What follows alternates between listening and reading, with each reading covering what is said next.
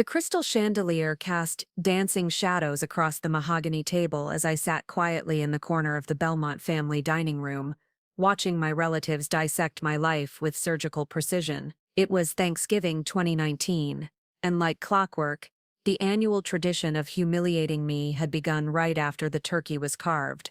I'd love to know which corner of the globe you're watching from. And if this story speaks to you, make sure to subscribe. Tomorrow's video is one you absolutely can't miss.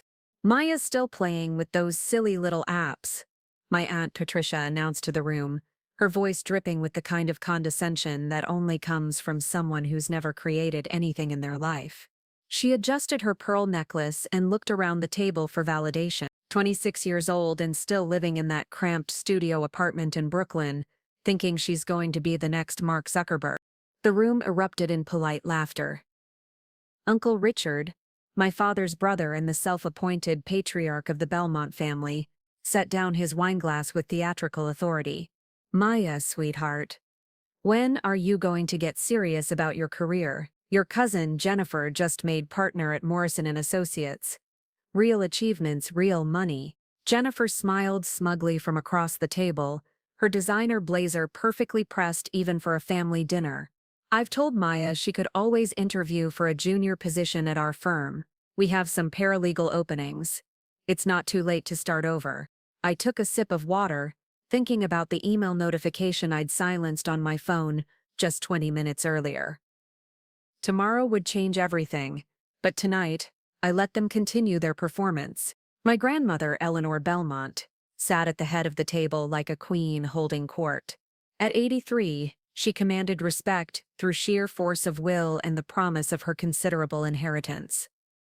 Her steel-gray eyes fixed on me with disappointment. Maya, dear, your grandfather built Belmont Industries from nothing.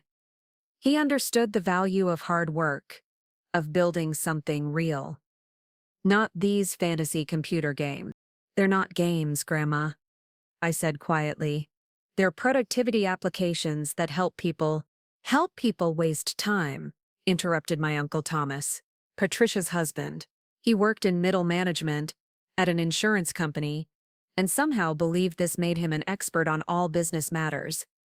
I've seen these apps, mindless distractions. When I was your age, I was already climbing the corporate ladder, building a real foundation for my family.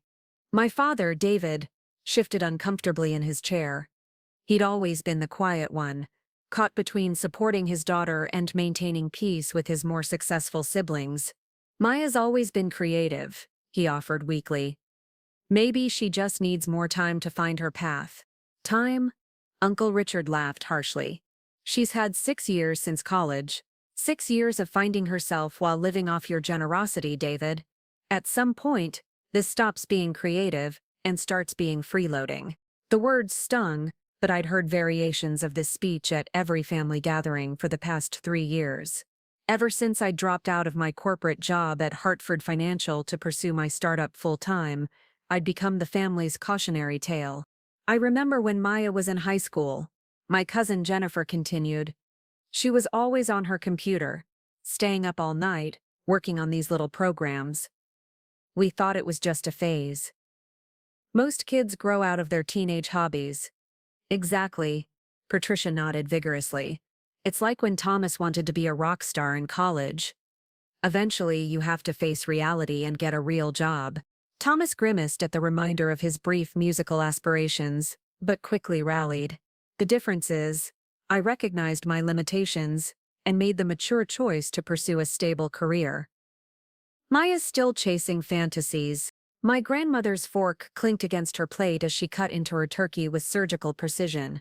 Your grandfather left very specific instructions about the family trust, she said, her voice carrying the weight of final judgment. He wanted the money to go to family members who demonstrated responsibility, who built something meaningful with their lives. The implication hung in the air like smoke. The Belmont Family Trust, established by my great-grandfather Harrison Belmont, contained nearly $12 million that would be distributed among the grandchildren upon Eleanor's death. Everyone in the room knew I was currently last in line for consideration. Now, Jennifer. Eleanor continued, Her law practice shows exactly the kind of stability Harrison would have admired. And Michael's surgical residency at Johns Hopkins, that's building something that matters. My cousin Michael, Jennifer's younger brother, had been largely silent throughout dinner, but now he spoke up. Aunt Eleanor, I think Maya's work has value. Technology is changing how we live. Thank you, Michael, I said, grateful for any support. But, he continued, and my heart sank. Maybe it's time to consider a more traditional path. There are excellent MBA programs that could help you transition into legitimate business. Even my only ally was suggesting I abandon everything I'd worked for. Uncle Richard leaned forward, his voice taking on the patronizing tone he probably used with his employees. Maya, we're not trying to be cruel. We're trying to help you see reality. You've been playing with these apps for years, and what do you have to show for it? Where's the success? Where's the money? I thought about the bank account that had just crossed 8 figures 2 days ago, but kept my expression neutral. I'm doing fine, Uncle Richard. Fine? Patricia laughed. Living in a studio apartment, eating ramen noodles, borrowing money from your father. That's fine. Patricia, my father warned. But she was just getting started. David, you're enabling her. You're preventing her from growing up by constantly bailing her out. When I was 26, I had a house, a husband, and a real career. You married into money, I said quietly. The table fell silent. Patricia's face flushed red. Excuse me, you married Uncle Thomas when his family owned the construction company. Before it went bankrupt. Thomas's jaw tightened. That's enough, Maya. Is it? I asked, my voice still calm but with an edge creeping in. We're all sharing career advice. Right. I'm just pointing out that Aunt Patricia's expertise comes from marrying well, not from building anything herself. How dare you? Patricia sputtered. I raised 3 children while managing a household. That's more than you've ever accomplished. And I'm sure that's very fulfilling, I replied, just like I'm sure Uncle Richard's middle management position at Belmont Industries, the company his father built, required tremendous innovation and risk-taking. Uncle Richard's face darkened. You ungrateful little— Richard! My grandmother's voice cut through the tension like a blade. That's enough. She turned to me, her eyes cold. Maya, you're being disrespectful to family members who are trying to help you. Help me? I asked. By telling me I'm a failure? By suggesting I abandon the work I'm passionate about to become a paralegal? By trying to save you from wasting your life, she replied firmly. Your great-grandfather built his fortune by recognizing opportunities and taking calculated risks. What you're doing isn't calculated, it's reckless. Jennifer leaned forward, her voice sickeningly sweet. Maya, we all want you to succeed, but success means different things to different people. For some, it's about making a real impact in the world. For others, it's about finding a stable job that pays the bills. The implication was clear. I was in the second category. Your apps, Uncle Thomas continued. How many people actually use them? And don't give us some inflated numbers about downloads. I mean paying customers. I could have told them about the 2.3 million active users across my 3 productivity apps, or the enterprise clients paying 6-figure licensing fees. But I simply said, enough. Enough to pay rent without calling your father. Patricia pressed. Enough to support myself, I replied. Barely, Richard scoffed. Maya, you're 26 years old. Most people your age are building careers, starting families, buying homes. You're playing with phone apps like a teenager. My grandmother set down her fork with finality. Maya, I'm going to be very direct with you. Your great-grandfather's trust was designed to reward family members who demonstrated the Belmont values of hard work, responsibility, and meaningful achievement. Your cousins have shown these qualities. You have not. The room fell silent except for the tick of the grandfather clock in the corner. I'm not saying you can't change, Eleanor continued. But you need to make a choice. Continue down this path of digital toys and fantasy entrepreneurship, or grow up and build something real. The family trust will reflect that choice. What exactly are you saying, Grandma? I asked. though I already knew. I'm saying that inheritance is for family members who've proven they can handle responsibility, who's built something meaningful, who won't waste their great-grandfather's legacy on foolish dreams. Jennifer couldn't hide her smile. Grandma's right, Maya. The trust should go to people who'll use it wisely, who'll invest it in real opportunities, not throw it away on some startup fantasy. My startup fantasy, I said slowly, has been my life's work for the past 4 years. 4 years of wasted time, Uncle Richard said bluntly. 4 years you could have spent building a real career, a real future. Instead, you've been playing with computers while your cousins have been making actual progress. Progress like Jennifer's law practice? I asked. Exactly like Jennifer's law practice, Eleanor said proudly. She's built something substantial, something that serves real people with real problems. That's what the Belmont family represents. I thought about the email from my lawyer that was waiting in my inbox, about the contracts that would be signed tomorrow, about the phone calls from investors that I'd been ignoring all week. But I also thought about the past 4 years of family dinners exactly like this one, where I'd been made to feel small and foolish for pursuing my dreams. A lot of love and effort went into bringing this story to life. If you're enjoying it, we'd be so grateful if you'd subscribe to our channel. Now, back to where we left off. So the family trust, I said carefully, goes to people who've proven they can handle responsibility. Precisely, Eleanor nodded. People who've demonstrated good judgment, who've built something lasting. And I haven't demonstrated good judgment. Not yet, she said, her voice softening slightly. But you're young, Maya. You could still turn things around, get a real job, show some stability, prove that you understand the value of hard work. Uncle Thomas nodded enthusiastically. Exactly. It's not too late to start over, to build something real. Something real, I repeated, thoughtfully. Something that matters, Patricia added. Something that contributes to society, instead of just adding to the digital noise. I looked around the table at my family, at their confident faces, their certainty that they knew what was best for me, their absolute conviction that I was wasting my life. In less than 18 hours, they would discover just how wrong they'd been about everything. But tonight, I simply nodded and said, I understand. Good, Eleanor smiled. The first genuine warmth she'd shown me all evening. That's the first mature thing you've said all night. The conversation moved on to other topics. Jennifer's latest case, Michael's surgical rotation, Uncle Richard's promotion prospects. I sat quietly, responding when spoken to, playing the role of the chastened family disappointment one last time. As I helped clear the dishes, Jennifer cornered me in the kitchen.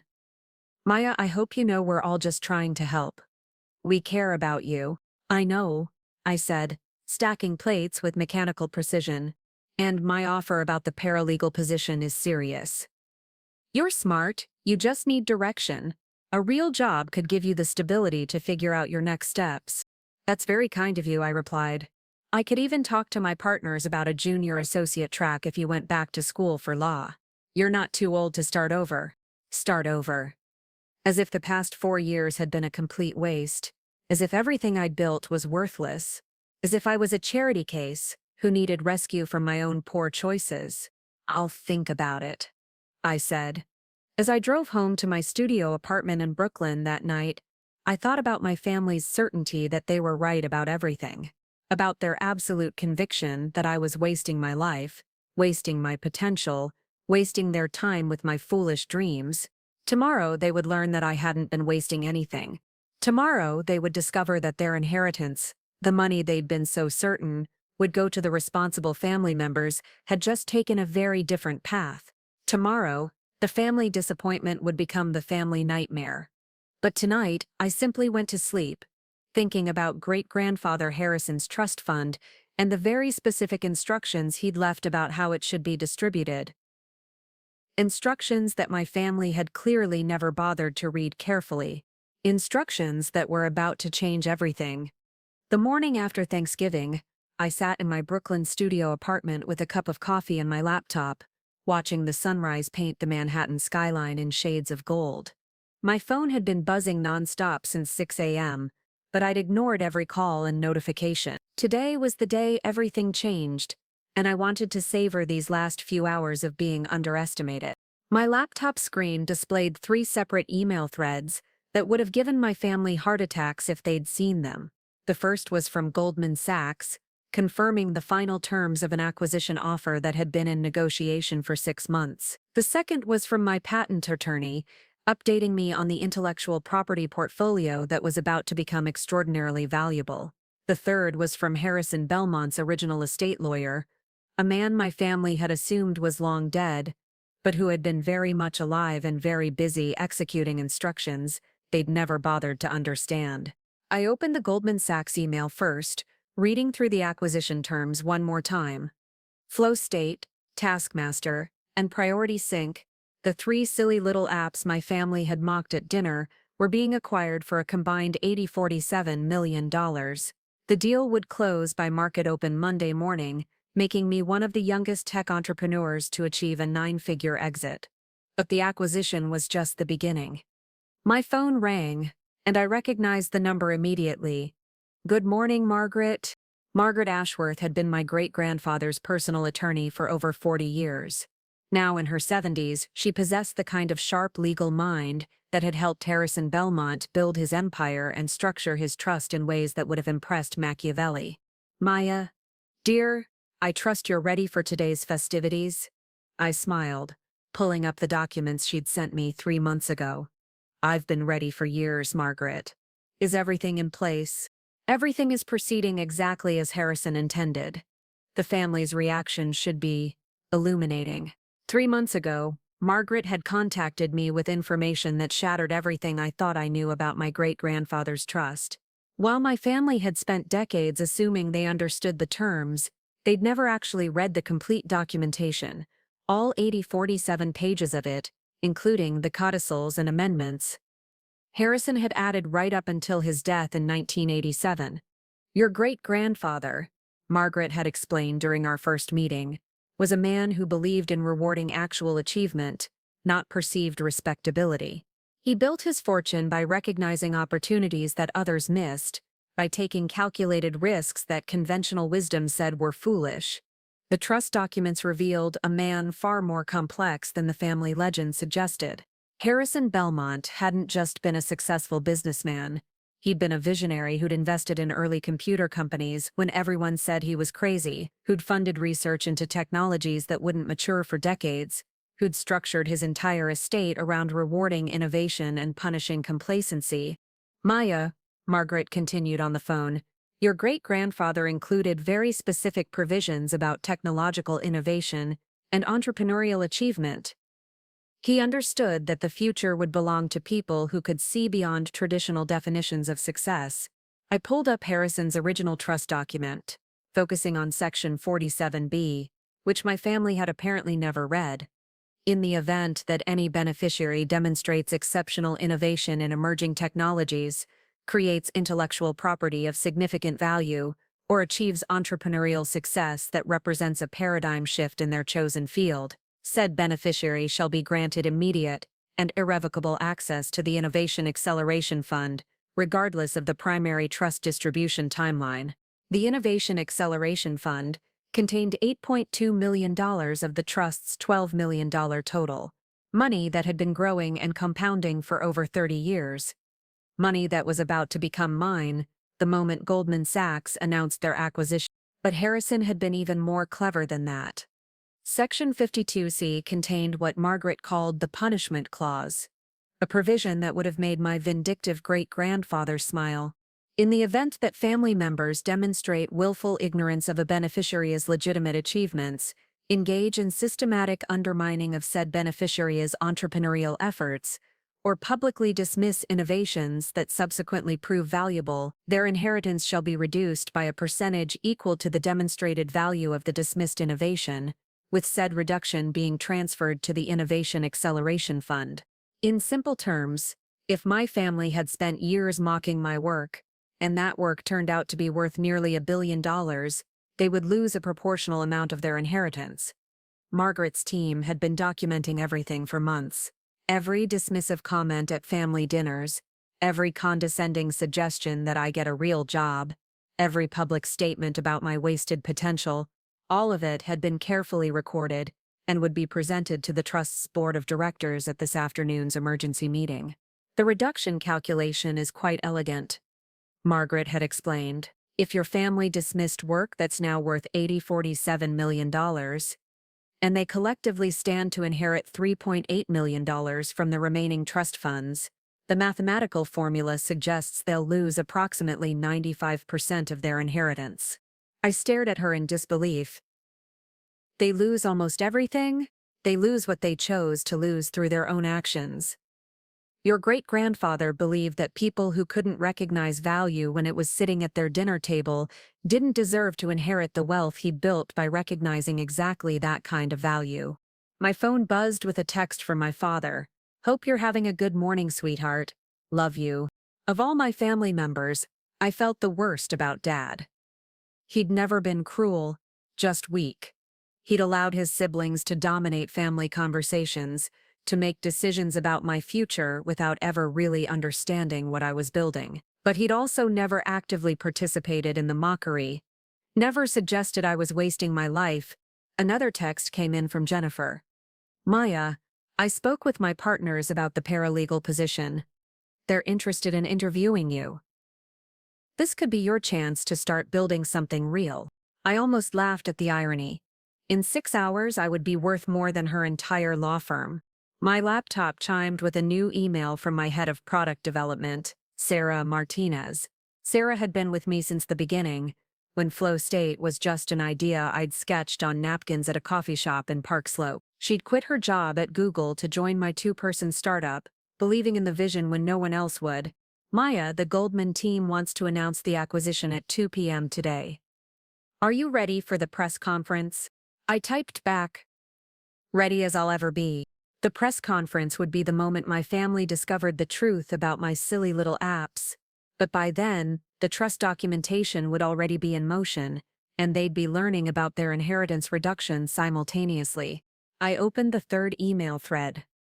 This one from Harrison's estate lawyer, the trust's board of directors, 5 distinguished business leaders who'd been managing Harrison's legacy for over 3 decades, had reviewed Margaret's documentation and voted unanimously to execute the Innovation Acceleration Fund, transfer and implement the punishment clause. "The board is particularly impressed," the lawyer had written, "by the elegance of Miss Belmont's achievement. She has not only created significant value through technological innovation, but has done so while maintaining the kind of disciplined focus and calculated risk-taking that Harrison himself embodied." I thought about the past 4 years, about the 18-hour days I'd spent coding, the countless investor meetings, the sleepless nights debugging critical systems. While my family had been building their conventional careers, I'd been building something they couldn't even comprehend. Flow State had started as a simple productivity app, but had evolved into something far more sophisticated. Using machine learning algorithms I'd developed during my brief stint at Hartford Financial, it could predict user behavior patterns and optimize workflow in ways that saved companies millions of dollars annually. Fortune 500 companies were paying 6-figure licensing fees for the enterprise version. Taskmaster had begun as a personal project to help me manage my own chaotic schedule, but had grown into a collaborative platform that integrated with virtually every major business software system. The predictive analytics engine could forecast project timelines with 97% accuracy, making it invaluable for companies managing complex operations. Priority Sync was the crown jewel, a real-time decision-making platform that used natural language processing to help teams identify and focus on their highest impact activities. The AI engine I'd built could analyze thousands of variables simultaneously and provide actionable insights that increased productivity by an average of 34%. My family had dismissed all of this as playing with computers. My phone rang again. This time it was my Uncle Richard. "Maya, I've been thinking about our conversation last night. I may have been too harsh." "It's okay, Uncle Richard." "No, it's not. Your family, and we should support each other. I called because I have a proposition for you."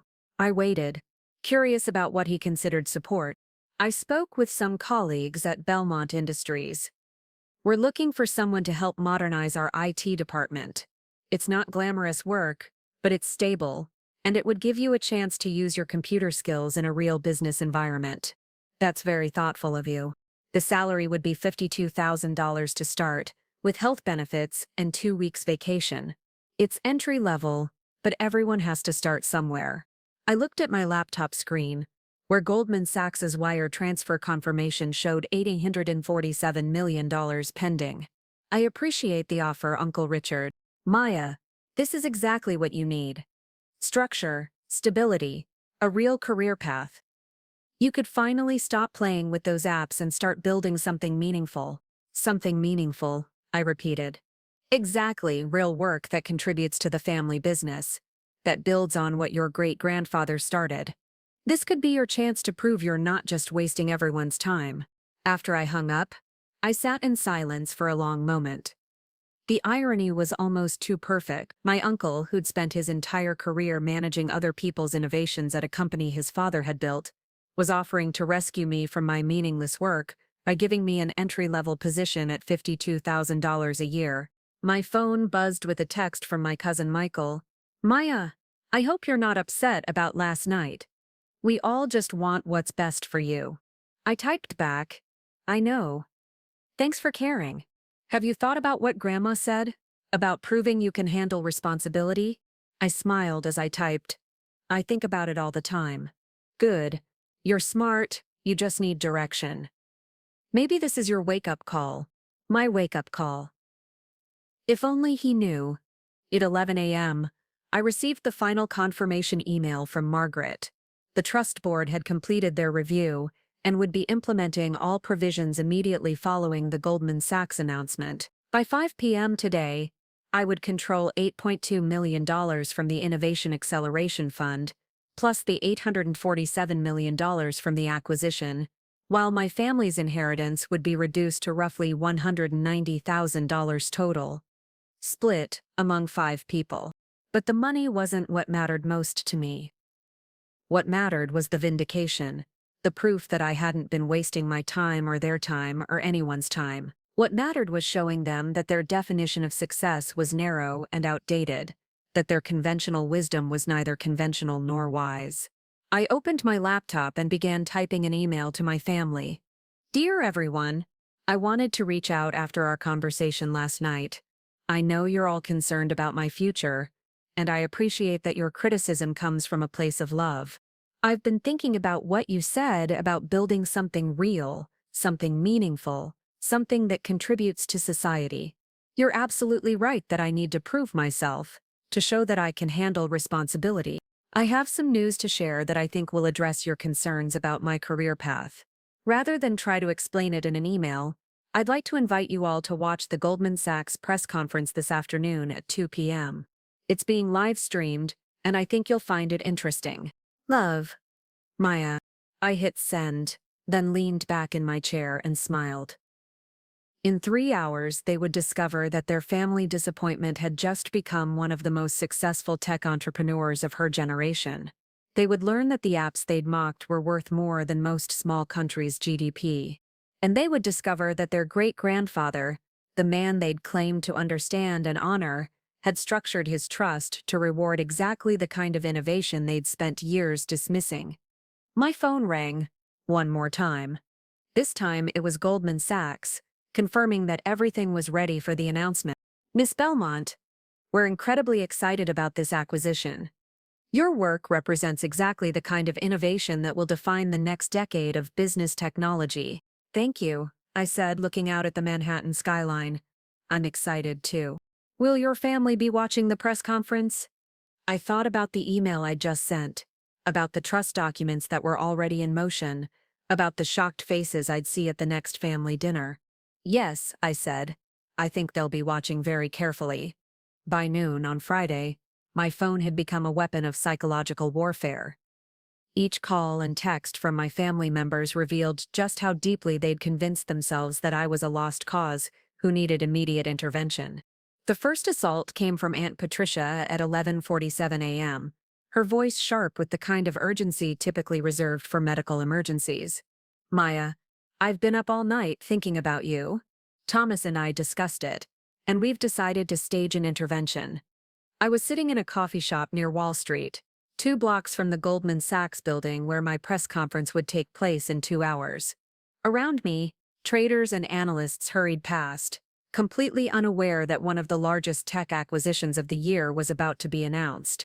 An intervention? I asked, stirring my latte. You need professional help, sweetheart. There are therapists who specialize in helping young adults transition into responsible careers. Dr. Morrison has worked with several families in our social circle.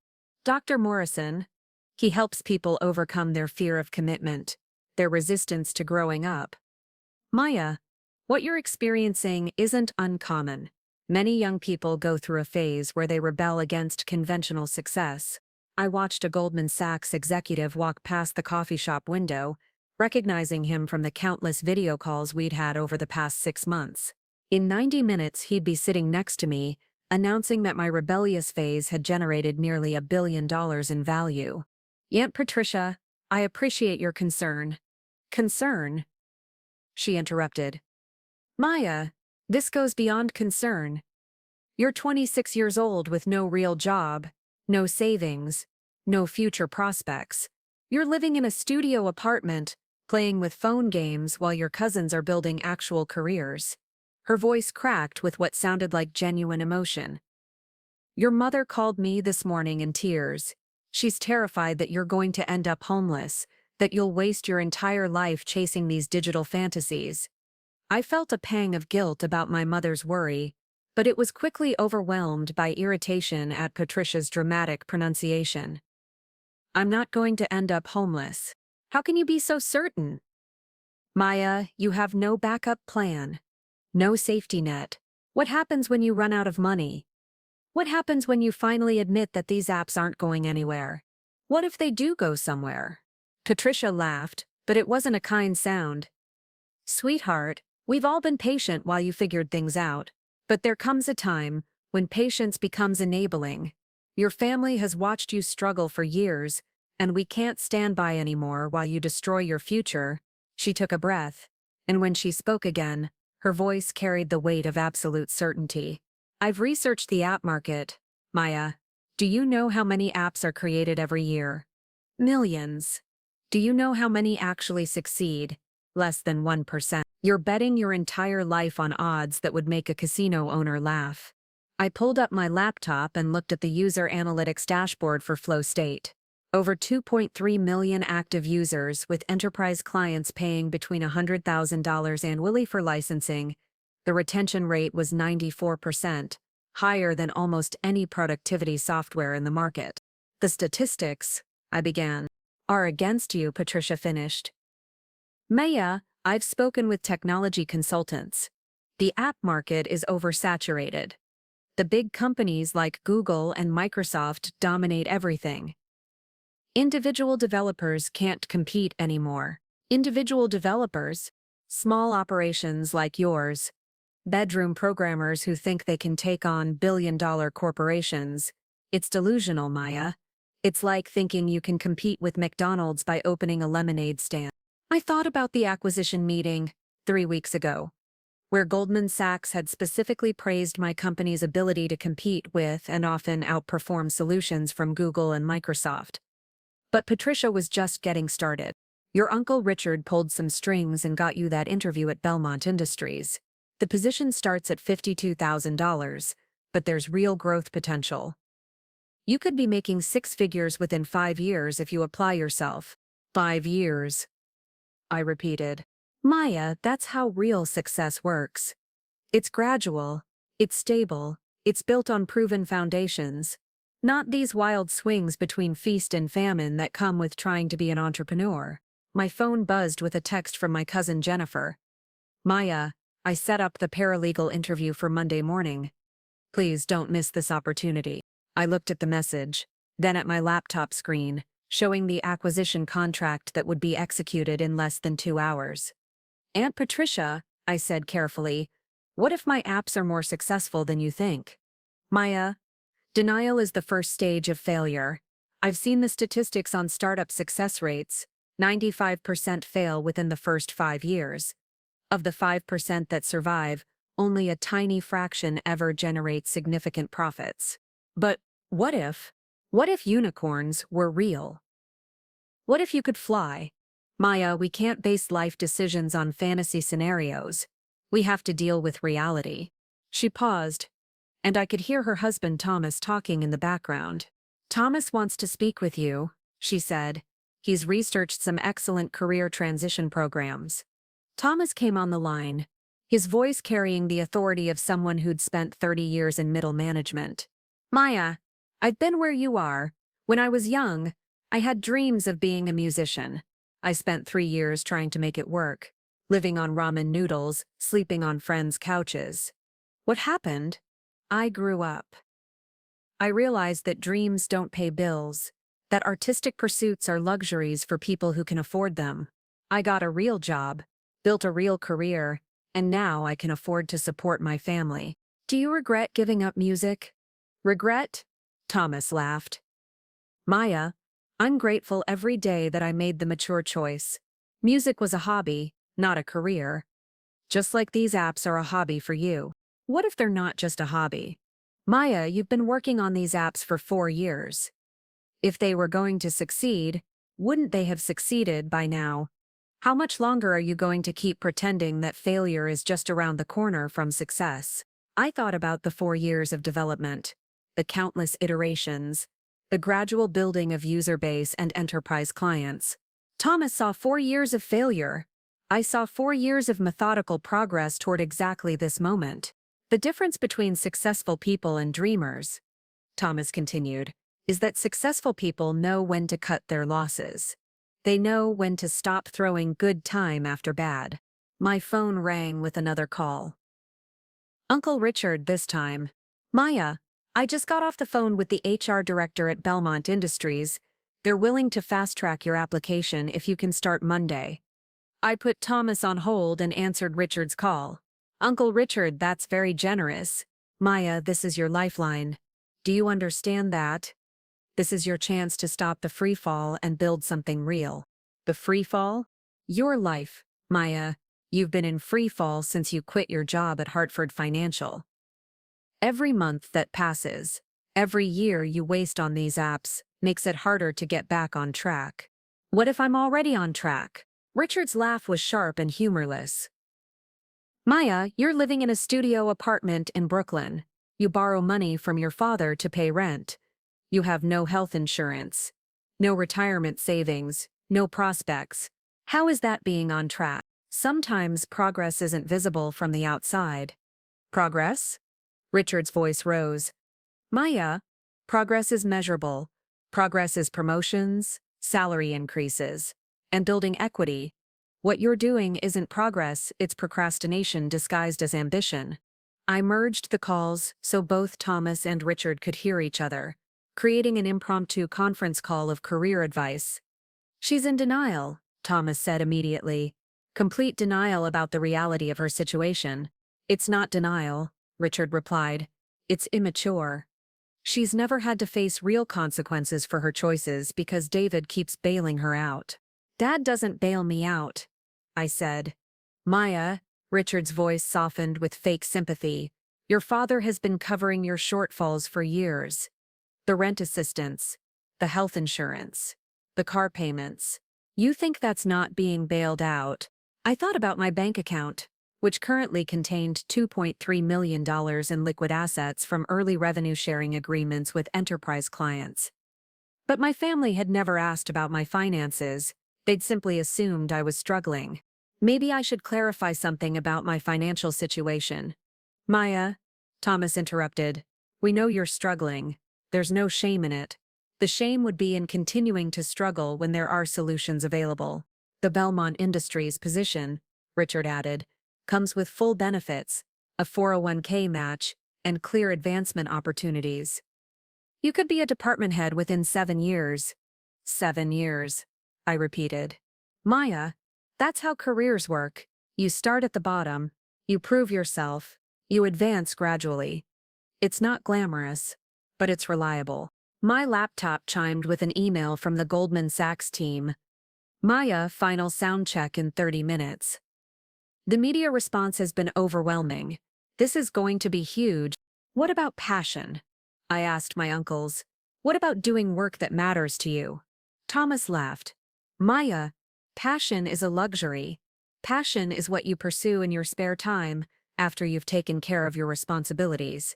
Work that matters, Richard added, is work that pays your bills and builds your future. Everything else is just expensive hobbies. But what if my work actually does matter? What if it helps people, creates value, solves real problems? Maya, Thomas's voice carried the patience of someone explaining simple concepts to a child.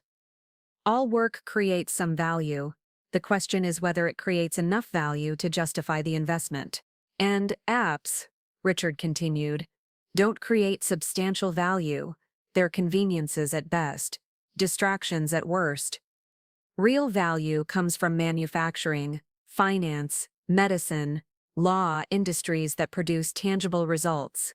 I looked around the coffee shop, watching people use smartphones and tablets, running their lives through digital interfaces that would have been science fiction when my uncles were starting their careers.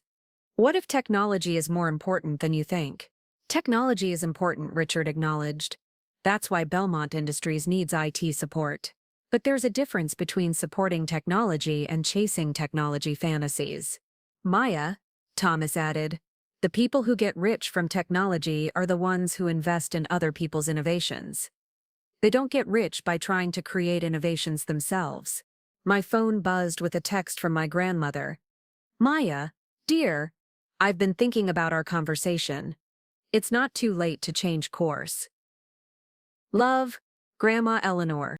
I showed the text to my laptop screen, where Margaret Ashworth's email confirmed that Eleanor would be losing approximately $3.2 million of her expected inheritance due to the punishment clause in Harrison's trust. Your grandmother, Richard said, apparently reading over my shoulder, is worried sick about you. Do you know what it does to her to watch her granddaughter throw away every opportunity? Maybe she doesn't understand the opportunities I'm creating. Maya, Thomas's voice carried a note of exasperation. You're not creating opportunities. You're avoiding them. Every day you spend on these apps is a day you're not building a real career. What makes a career real? Stability, Richard said immediately. Predictable income, benefits, advancement potential, respect from peers.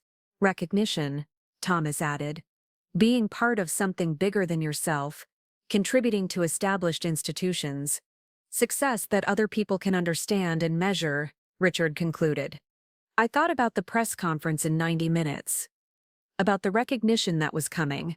About the contribution to something far bigger than any established institution either of my uncles had ever been part of. What if other people's understanding is limited? I asked. Maya, Richard's voice carried a warning note. That kind of thinking is exactly what's holding you back. You think you're smarter than everyone else, that you see opportunities that the rest of us miss.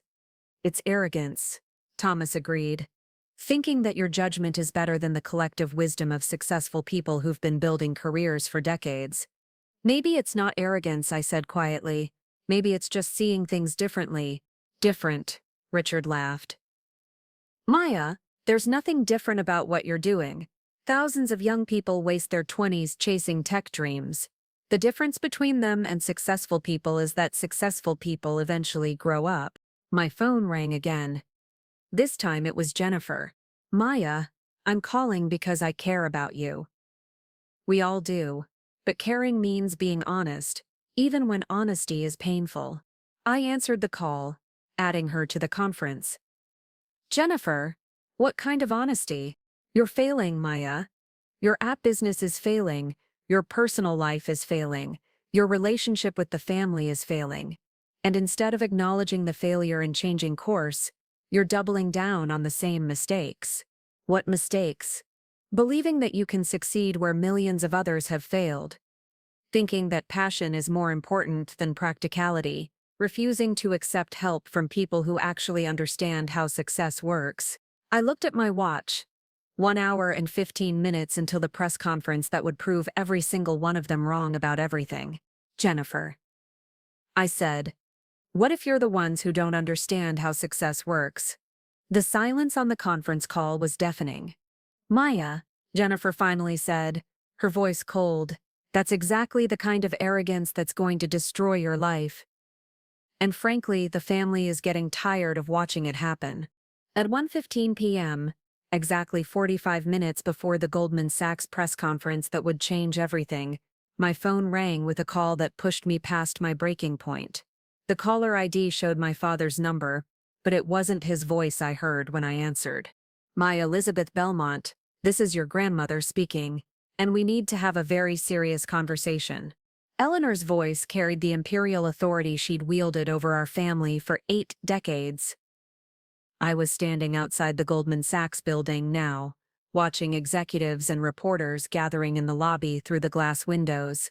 "Hello, Grandma." "Don't you hello, Grandma." "Me, young lady.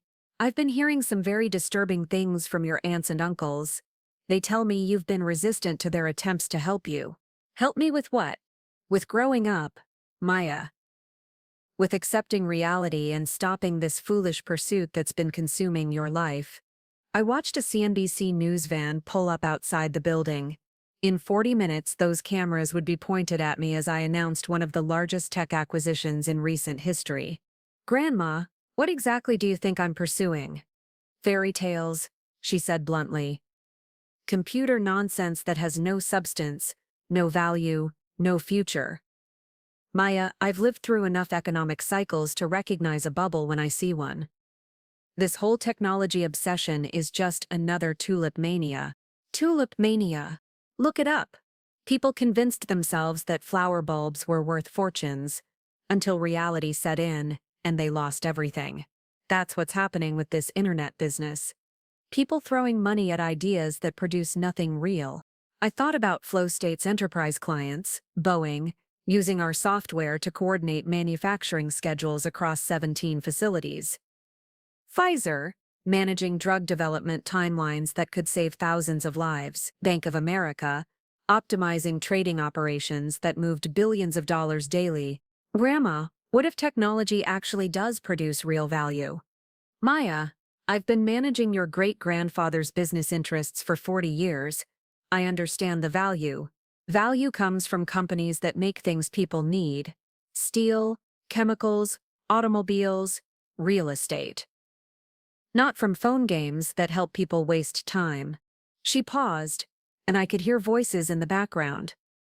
My entire family had apparently gathered at my grandmother's house for what sounded like a strategic planning session. "Maya, your family has decided that intervention is necessary. Your father is too soft to make the hard decisions, so the responsibility falls to me." "What kind of intervention?" "Financial intervention. Maya, you've been living off family assistance for years while pursuing this fantasy. That assistance is going to stop unless you make some changes." I felt a chill that had nothing to do with the November wind. "What changes?" "You're going to accept the position at Belmont Industries. You're going to move back home so your father can stop paying for that ridiculous apartment. And you're going to stop wasting time on these apps." "And if I don't?" Eleanor's voice hardened.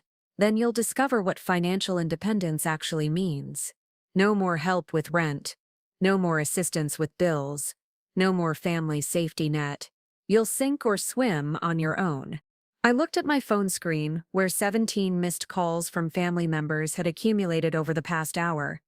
They'd been coordinating this ultimatum while I'd been preparing for the biggest moment of my professional life.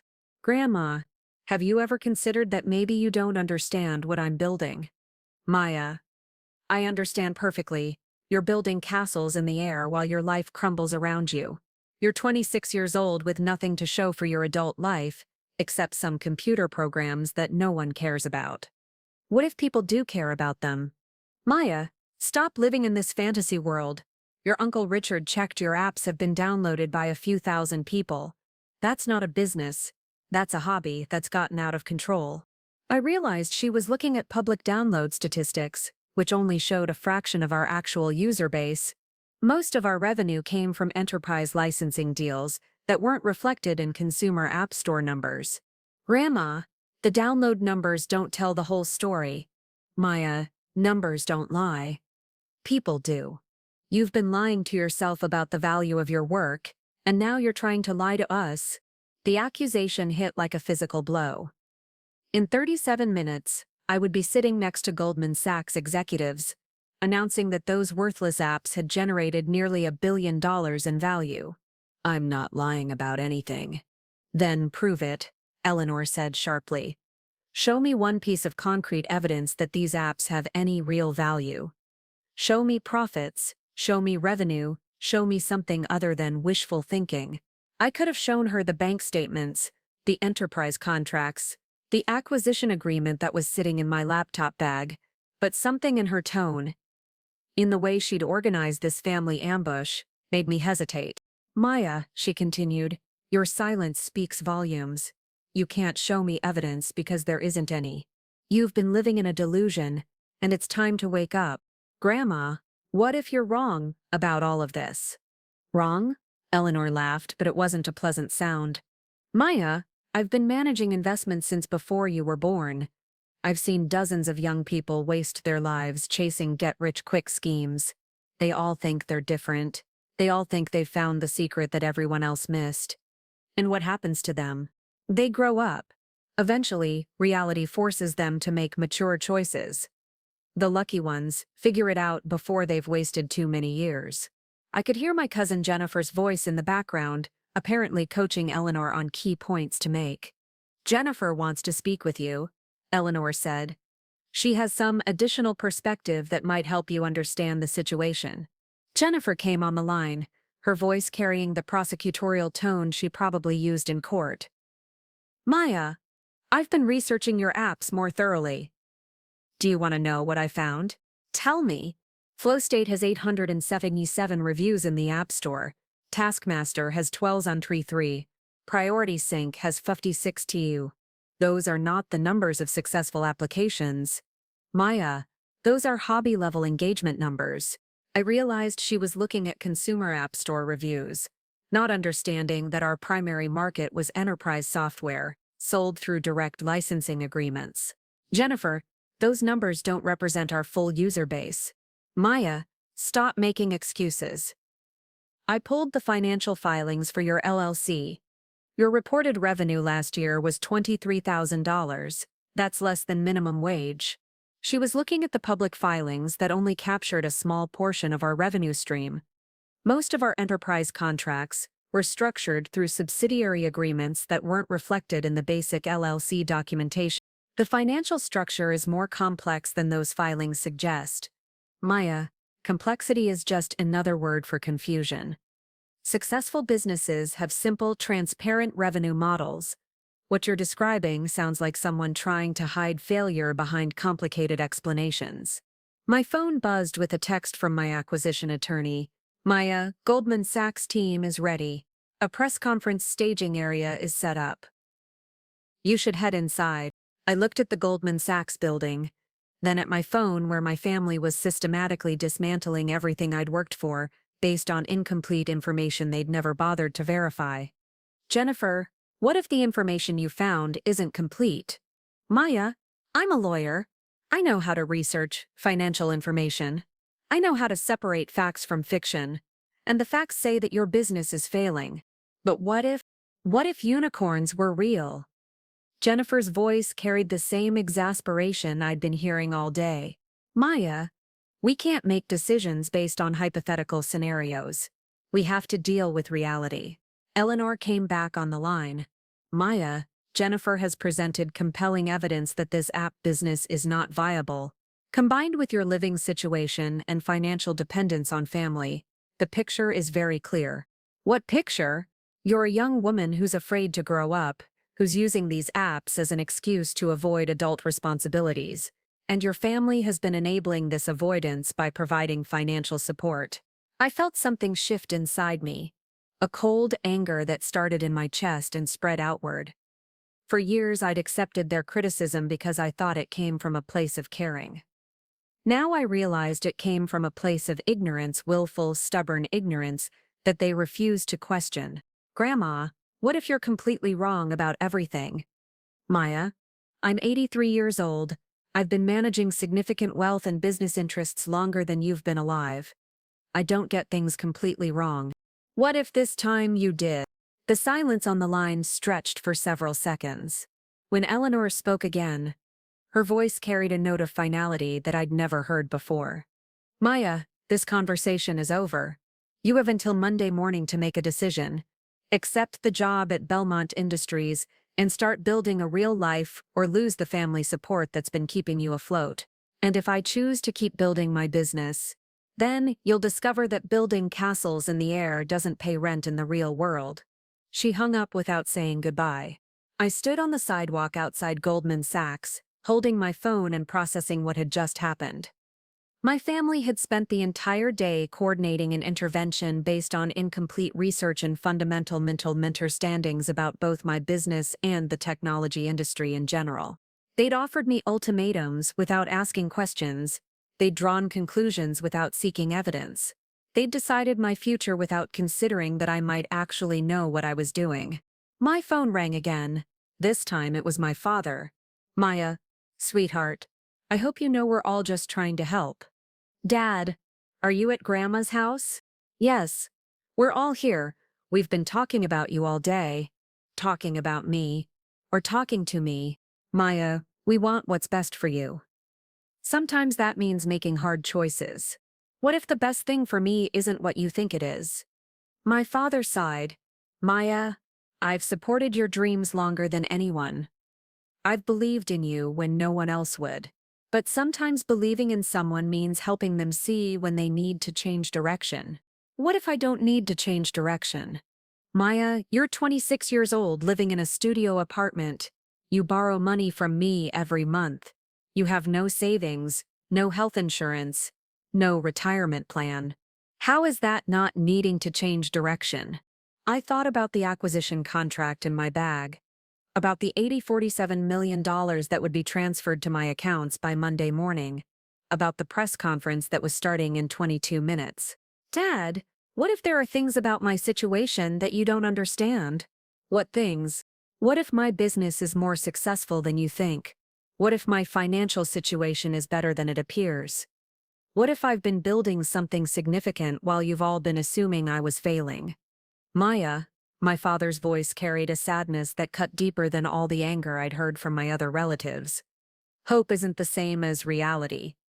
I know you want to believe that these apps will succeed, but wanting something doesn't make it true. What if it is true? Maya, if it were true, wouldn't we know by now? Wouldn't there be signs of success that we could see? I looked through the Goldman Sachs windows at the cameras being set up, at the executives preparing for an announcement that would make headlines around the world. Dad, what if there are signs, but you haven't been looking for them? What signs, Maya? Show me something concrete. Show me something that proves this isn't just wishful thinking. I took a deep breath, realizing that this was the moment everything would change. In 18 minutes, I would walk into that building and prove every single one of them wrong about everything. But first, I needed to make a choice about how much longer I was willing to be underestimated. Dad, I want you to do something for me. What? I want you to turn on CNBC. Right now, all of you. Maya, we're in the middle of a family meeting about your future. Dad, please, just turn on CNBC and watch what happens at 2 p.m. Why? Because, in 18 minutes, you're going to discover that everything you think you know about my life is wrong. The silence on the line told me that my family was looking at each other, confused by my sudden confidence. Maya, my father said carefully. What happens at 2 p.m.? You'll see. I hung up and walked toward the Goldman Sachs building, where my new life was waiting. The Goldman Sachs boardroom hummed with controlled energy as I took my seat at the mahogany conference table. Wall-mounted screens displayed market data, and through the floor-to-ceiling windows, Manhattan stretched out below like a circuit board of ambition and power. James Wellington, Goldman's managing director of technology acquisitions, adjusted his tie as the final camera checks were completed. Maya, are you ready to make history? I nodded, thinking about my family gathered around my grandmother's television, probably still debating whether I was delusional enough to interrupt their intervention with some meaningless publicity stunt. Ladies and gentlemen, the CNBC anchor spoke directly into the camera. This is a special live report from Goldman Sachs headquarters. We're about to witness what industry experts are calling the most significant tech acquisition announcement of the year. At my grandmother's house, I imagined the sudden silence as my family recognized my face on the screen. Joining us today is Maya Belmont, founder and CEO of Belmont Innovations, and James Wellington from Goldman Sachs. Mr. Wellington, can you tell us why Goldman Sachs is making this unprecedented move? Wellington leaned forward, his voice carrying the authority of someone who'd orchestrated billion-dollar deals for 2 decades. CNBC has followed many acquisitions, but what Maya has built represents a fundamental shift in how enterprise productivity software operates. When we first analyzed her 3 applications, FlowState, Taskmaster, and PrioritySync, our technology assessment team couldn't believe the sophistication of the underlying algorithms. I thought about Jennifer's research from earlier, how she'd found 847 App Store reviews, and concluded my business was failing. She had no idea those consumer downloads were just the tip of an iceberg that extended deep into Fortune 500 corporate infrastructure. Maya, the anchor turned to me. Tell us about the journey that led to this moment. 4 years ago, I left my position at Hartford Financial to pursue what my family called computer fantasies. I began, watching the camera that would carry my words to millions of viewers, including 5 relatives who thought they were staging an intervention. I started with a simple question: why do productivity tools make people less productive? Wellington nodded enthusiastically. That question led to breakthrough innovations in predictive workflow optimization. Maya's applications don't just help people manage tasks, they anticipate workflow bottlenecks before they occur. Can you give us specific examples? The anchor pressed. Absolutely, I said, pulling up my laptop. FlowState's predictive engine recently helped Boeing reduce aircraft assembly delays by 37% across their Seattle facilities. The AI analysis identifies potential coordination failures between teams 3 weeks before they would typically surface. I watched Wellington's eyes light up as I continued. Taskmaster's integration algorithms have streamlined project management for companies like Pfizer, where drug development timelines directly impact public health outcomes. We've helped accelerate clinical trial coordination by an average of 4 months. 4 months, the anchor repeated. In pharmaceutical development, that could mean saving thousands of lives. Exactly. And PrioritySync has revolutionized financial trading operations. Bank of America's derivatives desk uses our real-time decision optimization engine to process market data 17 times faster than traditional analysis methods. Wellington stepped in with the numbers that would change everything. Maya's client portfolio includes 43 Fortune 500 companies paying enterprise licensing fees between $100,000 and $500,000 annually. Total recurring revenue exceeded $47 million last year, with profit margins of 82%. I imagined my Uncle Richard choking on his coffee as he processed that my hobby generated more annual profit than his entire department at Belmont Industries. Mr. Wellington, let's discuss the acquisition details. Goldman Sachs, in partnership with our Technology Investment Consortium, is acquiring Belmont Innovations for $827 million. Wellington announced. This represents a valuation multiple that reflects not just current performance, but the revolutionary potential of Maya's underlying technology platform. The silence in my grandmother's living room was probably deafening. $847 million, the anchor emphasized. Maya, how does it feel to achieve this level of success at just 26 years old? I thought about every family dinner where I'd been lectured about responsibility, every conversation where my work had been dismissed as childish fantasies. Honestly, it feels like vindication. For years, people told me I was wasting my time, that I should get a real job, that technology startups were just elaborate ways to avoid growing up. People including your family? I smiled, thinking about the phone call I'd had with my grandmother just 43 minutes earlier, especially my family. As recently as this morning, I received job offers for entry-level positions, paying $52,000 a year, because my relatives were concerned about my lack of real career prospects. Wellington laughed. Maya, what will you tell those relatives now? I'll tell them that sometimes the people who seem to be wasting time are actually investing it more wisely than anyone realizes. The anchor leaned forward. Maya, walk us through the actual scope of your business. Our research shows these applications have millions of users worldwide. 2.3 million active users across all platforms, I confirmed. But the real innovation isn't in the consumer applications, it's in the enterprise integration systems. We've built AI engines that can optimize workflow for any organization with more than 50 employees. And the intellectual property portfolio, 73 patents pending, with 41 already approved, I said, watching Wellington nod approvingly. The machine learning algorithms alone represent breakthroughs that could revolutionize how businesses operate. I thought about my cousin Jennifer, who'd spent the morning explaining to me how successful businesses have simple, transparent revenue models.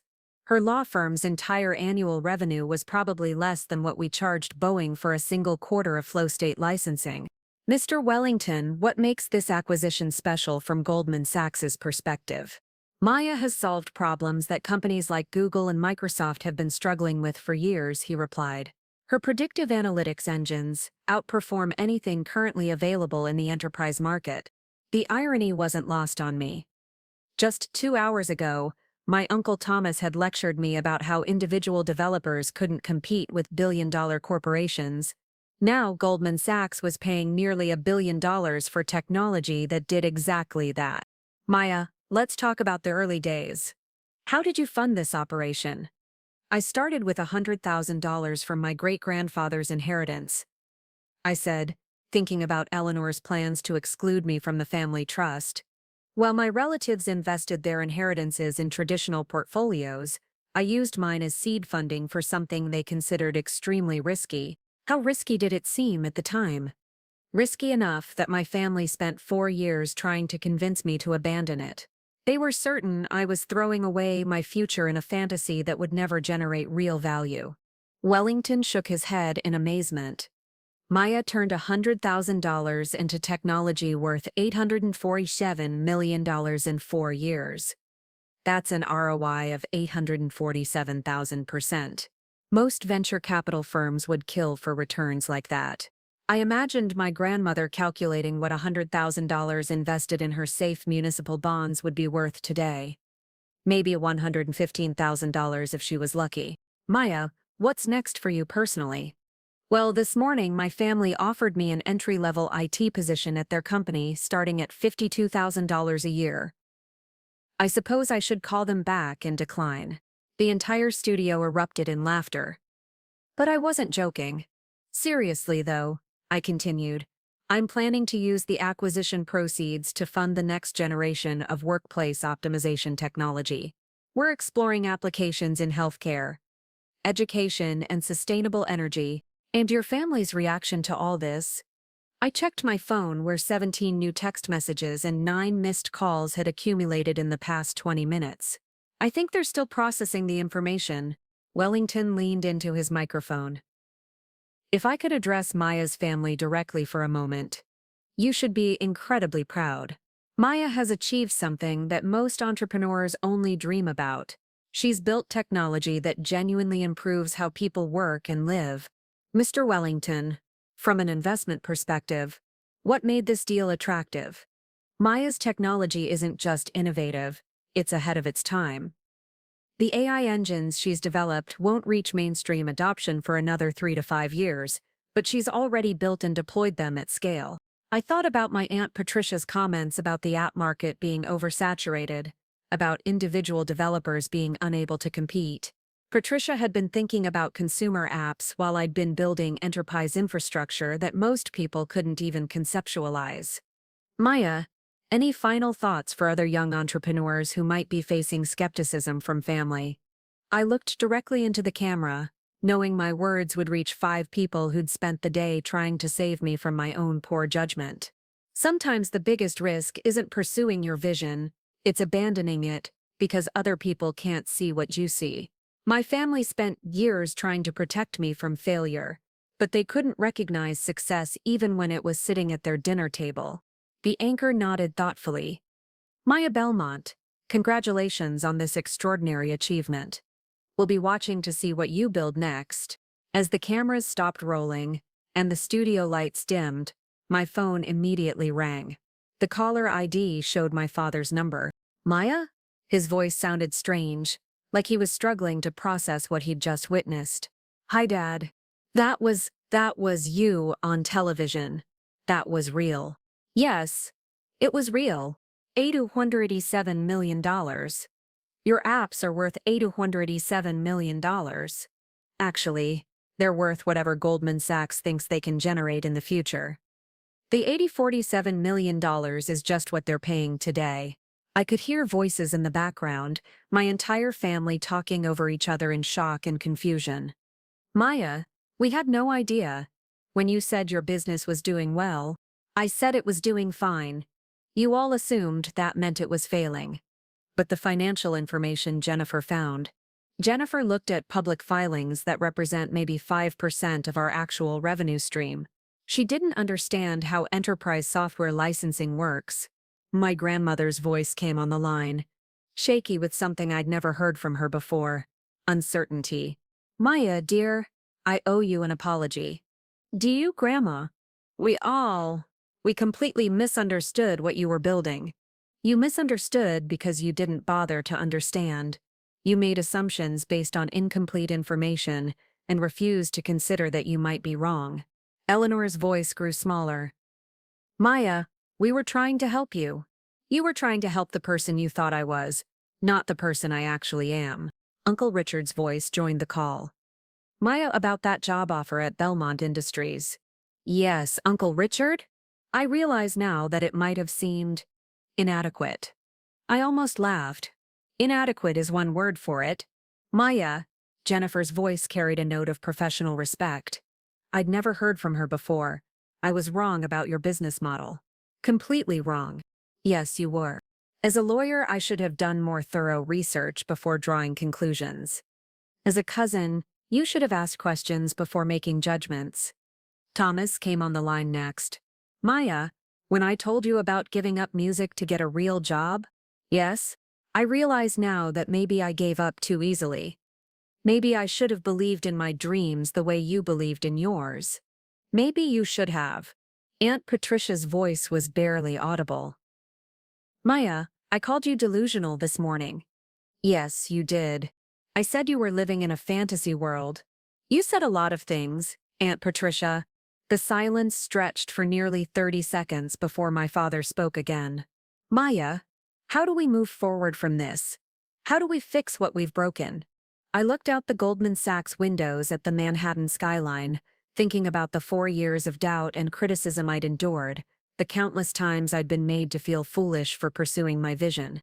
Dad, there's something else you all need to know. Something about great-grandfather Harrison's trust. What about trust? I've been working with his original attorney, Margaret Ashworth. It turns out the trust documents contain provisions that none of you bothered to read. What kind of provisions?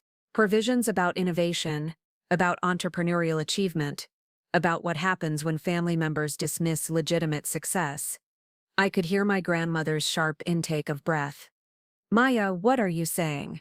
I'm saying that, as of this afternoon, the Innovation Acceleration Fund $8.2 million of great-grandfather's trust has been transferred to me. And the punishment clause has been activated. The punishment clause?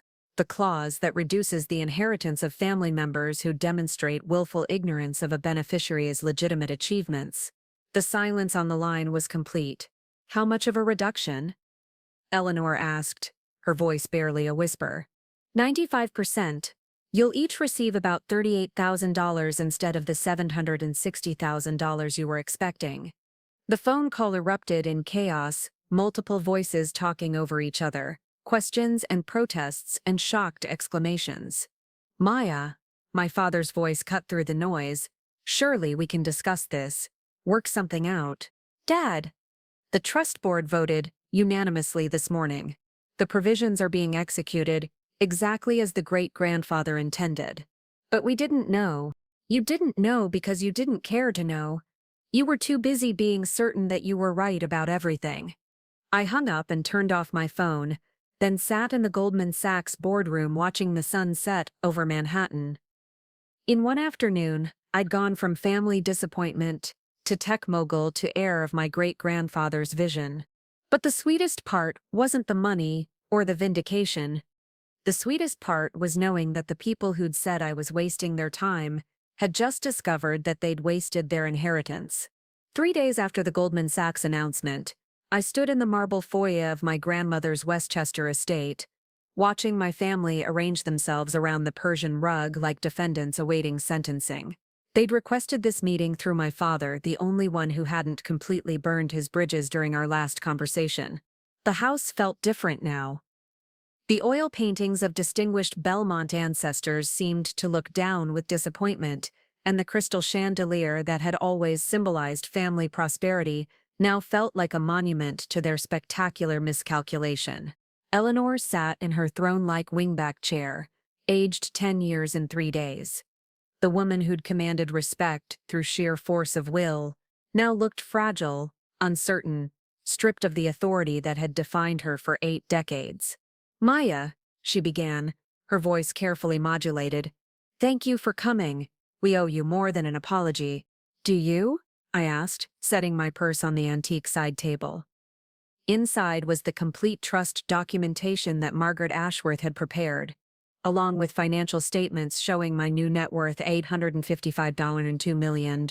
Uncle Richard shifted uncomfortably on the sofa, his usual bluster replaced by something approaching humility. "Maya, we've had 3 days to process what happened, to understand how wrong we were about everything. Have you understood it, Uncle Richard? Or are you just processing the financial consequences?" Jennifer leaned forward, her lawyer instincts kicking in despite the circumstances. "Maya, we acknowledge that we made serious errors in judgment. Our research was incomplete, our assumptions were flawed, and our conclusions were devastating." "Devastating to whom?" "To you," she said quietly. "We spent years undermining your confidence, dismissing your achievements, making you feel like a failure when you were actually building something extraordinary." I walked to the window overlooking the manicured gardens where I'd played as a child, back when my family had seemed wise and successful instead of small-minded and reactive. "Jennifer, do you remember what you said 3 days ago about my apps having only 8047 reviews?" "I remember. You concluded that meant my business was failing. Did it occur to you to ask me about enterprise licensing, about B2B revenue streams, about the difference between consumer downloads and corporate implementations?" Jennifer's face flushed. "No. I assumed the public data told the complete story. You assumed because it fit the narrative you'd already constructed. Maya the family failure, Maya the delusional dreamer, Maya who needed to be saved from herself." Thomas spoke up from his position near the fireplace. "Maya, when I told you about giving up music to get a real job, yes, I remember. I was projecting my own fears onto your situation. I convinced myself that because I wasn't brave enough to pursue my dreams, pursuing dreams was inherently foolish. And now," Thomas looked at his hands, "now I realize that maybe the foolish choice was giving up. Maybe I spent 30 years in insurance because I was afraid to find out if I was talented enough to make it as a musician." Aunt Patricia had been silent since I'd arrived, but now she cleared her throat. "Maya, I called Dr. Morrison's office this morning. The therapist you wanted me to see?" "Yes. I told him that the intervention we'd planned might have been the most misguided thing I'd ever done. He said that sometimes families become so invested in their own version of someone's story that they can't see the actual person anymore." I turned from the window to face them directly. "Is that what happened here? You became invested in a story about me that wasn't true. We became invested in a story about ourselves," my grandmother said quietly. "A story where we were the wise elders guiding a confused young person, where our conventional wisdom was valuable, and your innovation was recklessness.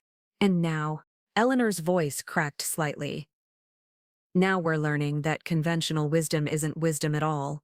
If it can't recognize genuine achievement, that age and experience mean nothing if they blind you to new possibilities. My father, who'd been standing silently by the bookshelf, finally spoke. Maya, I failed you in a different way than the others. How? Dad, I knew you were brilliant. I've seen your work, your dedication, your problem-solving abilities, since you were a child. But I let them convince me that brilliance wasn't enough, that you needed to conform to their definitions of success. Why? Because it was easier than defending you. Because fighting with my family felt harder than pressuring my daughter to give up her dreams.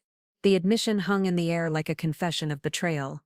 Uncle Richard cleared his throat. Maya, about the Belmont Industries position I offered you? The $52,000 IT support role? Yes. I called HR this morning and asked them to calculate what your salary would be if you'd taken the position and received every possible promotion over the next 20 years. And maximum earning potential would be about $180,000 annually by age 46. Total career earnings of maybe $2.8 million over 2 decades. I did the quick calculation. So your generous offer would have generated less income over 20 years than I made in the 3 days since the Goldman Sachs announcement. Yes. And you presented this as rescuing me from my failure. Richard's voice was barely audible. Yes. Jennifer pulled out a folder thick with documents. Maya, I spent the weekend researching your actual business model. I should have done this years ago. What did you find? Enterprise software licensing is a $400 billion global market. Your applications aren't just competing in that market, they're defining new categories within it. The predictive analytics engines you've built are 5 to 7 years ahead of anything major corporations are currently using. Go on.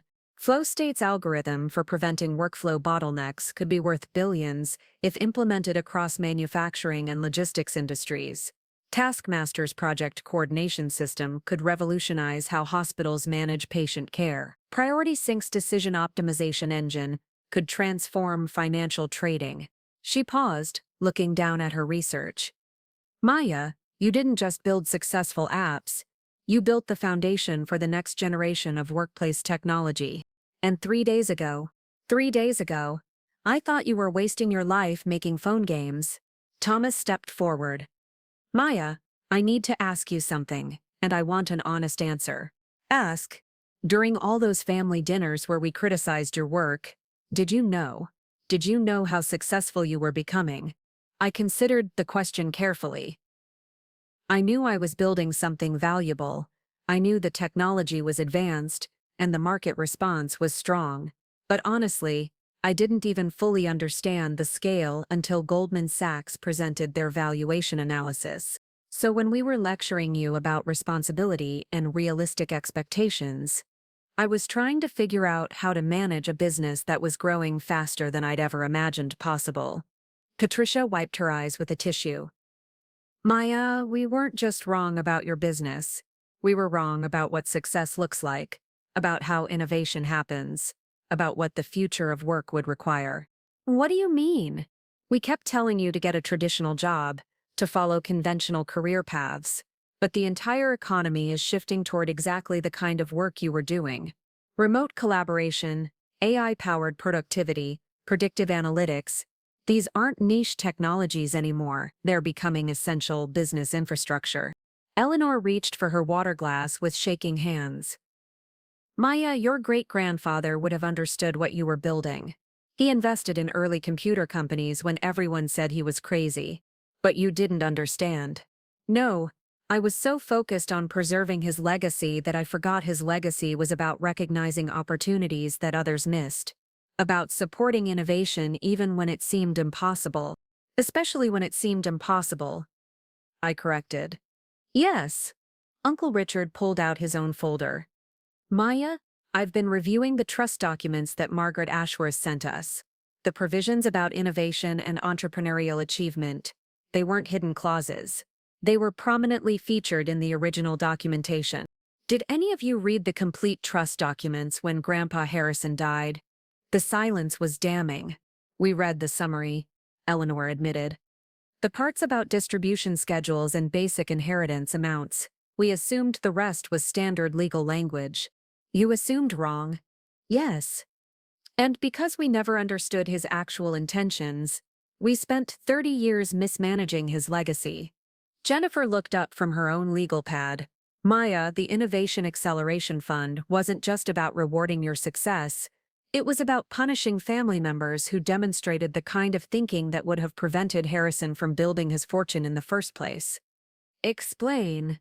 Harrison made his money by investing in technologies that seemed impossible. Early computers, satellite communications, cellular networks. If he'd listened to conventional wisdom, if he'd focused on safe investments, he never would have built the wealth that became our inheritance. And we demonstrated exactly the kind of conventional thinking that would have kept him poor. We dismissed emerging technology, refused to recognize innovation, and insisted on following traditional career paths. Thomas nodded slowly. We proved that we would have been the people telling Harrison not to invest in those crazy computer companies. Which is exactly why he structured the trust to punish that kind of thinking. I said, Maya, my father asked, was there ever a moment when you considered telling us about your success, when you thought about proving us wrong before it reached this point? I thought about the question carefully. Many times, but every time I started to explain what I was building, you'd interrupt with lectures about responsibility or suggestions about real jobs. You weren't interested in understanding my work. You were interested in changing it. We thought we knew better. You thought you knew everything. There's a difference. Eleanor set down her water glass with trembling hands. Maya, is there any possibility of appealing the trust board's decision? Any way to reverse the inheritance redistribution? Are you asking me to help you get your money back? I'm asking if there's a path forward that doesn't destroy the entire family. I pulled Margaret Ashworth's legal summary from my purse. According to the trust documentation, the punishment clause can only be reversed if the beneficiaries demonstrate extraordinary commitment to supporting innovation and entrepreneurial achievement within the family. What would that look like? I have no idea. The trust doesn't specify. Richard leaned forward desperately. Maya, what if we invested our remaining inheritance in your next business venture? What if we became your supporters instead of your critics? You want to invest $38,000 each in my work? Yes. It would prove that we believe in your vision. I almost laughed. Uncle Richard, my next venture will require $200 million in initial funding. Goldman Sachs is providing most of it, along with 3 other investment banks. Your $38,000 would buy you approximately 0.019% ownership. The mathematics of their irrelevance settled over the room like a heavy blanket. Jennifer tried a different approach. Maya, what about the family business? Belmont Industries could benefit from your technology expertise. Maybe we could collaborate. Jennifer, Belmont Industries has annual revenue of $23 million. Last quarter, my licensing fees exceeded their entire yearly income. Why would I want to collaborate with a company that's smaller than my subsidiary operations? Thomas made one final attempt. Maya, we're family. Surely that counts for something. Surely there's a way to rebuild what we've damaged. I looked around the room at 5 people who'd spent years trying to diminish my ambitions, who'd offered me entry-level positions while I was building a near-billion-dollar company, who'd dismissed my life's work as computer fantasies right up until the moment television cameras proved them wrong. Family, I said quietly, is supposed to be about supporting each other's dreams, not crushing them. About believing in each other's potential, not limiting it. About celebrating success, not punishing it. We understand that now, Eleanor said desperately. Do you? Or do you understand that your previous approach cost you $7? The distinction silenced them completely. I stood up, collecting my purse and the trust documents. I'll be in touch through my attorneys regarding any necessary family business. But I think this conversation has covered everything that needs to be said. Maya, please. My father called as I walked toward the door. Don't let this destroy our relationship permanently. I paused in the doorway, looking back at the people who'd raised me, who'd loved me in their limited way, who'd tried to protect me by convincing me I was failing. Dad, our relationship was already destroyed. You all just didn't realize it until you saw the price tag. As I drove away from the estate, I thought about great-grandfather Harrison and the trust he'd designed to reward exactly the kind of thinking my family had spent years trying to suppress. He'd been right about more than just technology investments. He'd been right about the importance of recognizing value before it became obvious to everyone else. And he'd been right about the cost of conventional wisdom in an unconventional world. 6 months later, I stood on the terrace of my new penthouse, overlooking Central Park, watching the sunrise paint Manhattan in shades of gold and possibility. The space was a testament to what happens when vision meets opportunity. Floor-to-ceiling windows, minimalist design, and technology seamlessly integrated into every surface. My phone buzzed with a text from Sarah Martinez, my head of product development, who was now overseeing a team of 247 engineers across 3 continents. Maya, the European expansion is ahead of schedule. The Frankfurt office opens next week. Also, your 2 p.m. interview with Forbes is confirmed. I smiled, thinking about how far we'd traveled from that cramped Brooklyn studio where I'd received the Goldman Sachs acquisition offer. The sale had been just the beginning of something far more ambitious than anyone had imagined. Belmont AI, the company I'd founded with the acquisition proceeds, was revolutionizing artificial intelligence applications across 17 industries. We weren't just building better productivity software, we were creating the cognitive infrastructure for the next generation of human-machine collaboration. The doorbell chimed, and I opened it to find Margaret Ashworth, Harrison's estate attorney, carrying a leather briefcase and wearing the satisfied expression of someone who'd helped execute a perfect plan. Maya, dear, I have some interesting news about your family. Oh? Margaret settled into one of my Italian leather chairs, looking out at the park with approval. It seems that your relatives have been quite busy since our last trust board meeting. I poured her coffee from my imported espresso machine, the same brand I dreamed of owning back when I was eating ramen noodles and building flow state in my studio apartment. What kind of busy? Well, your Uncle Richard has left Belmont Industries to start his own consulting firm specializing in digital transformation. He's been telling potential clients about the importance of recognizing emerging technologies before they become mainstream. How's that working out for him? He's struggling to gain credibility, since most people in the industry know he completely missed his own niece's innovations until they were announced on national television. I almost choked on my coffee. He's trying to become a technology consultant. Apparently, he believes that missing an $47 million opportunity qualifies him to help other people identify tech trends. And Jennifer? Margaret's smile widened. Jennifer has left Morrison & Associates to specialize in technology law. She's positioning herself as an expert in startup legal structures and intellectual property protection. Based on what expertise? Based on having researched your business model after the fact. She's been giving presentations about the importance of thorough due diligence in evaluating emerging companies. The irony was stunning. Jennifer was building a career on lessons learned from her own spectacular failure to evaluate my company properly. What about Thomas and Patricia? Thomas has quit his insurance job to pursue music again. He's 48 years old, trying to start a recording career, and telling anyone who'll listen about the importance of following your dreams. I set down my coffee cup carefully. And Patricia? Patricia has enrolled in business school to study entrepreneurship. She's writing her thesis on family support systems for innovative ventures. I stared at Margaret in disbelief. They're all trying to rebuild their lives around the principles they spent years denying.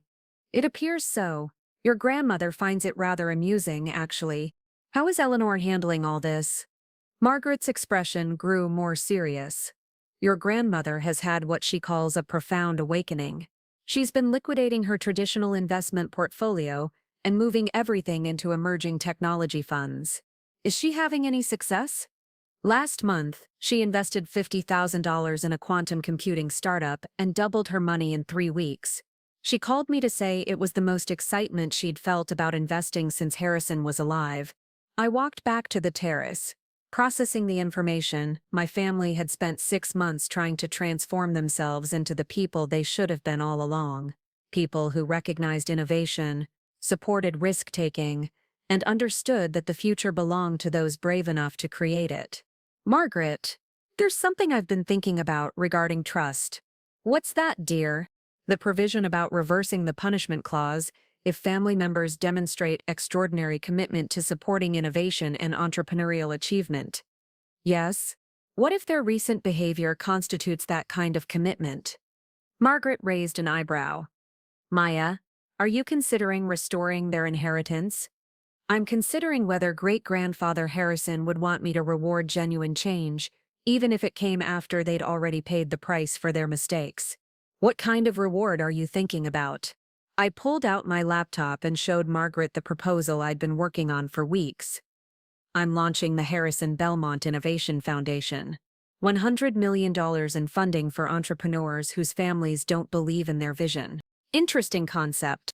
The foundation would provide not just money, but mentorship, emotional support, and validation for people whose innovative ideas are being dismissed by the people closest to them.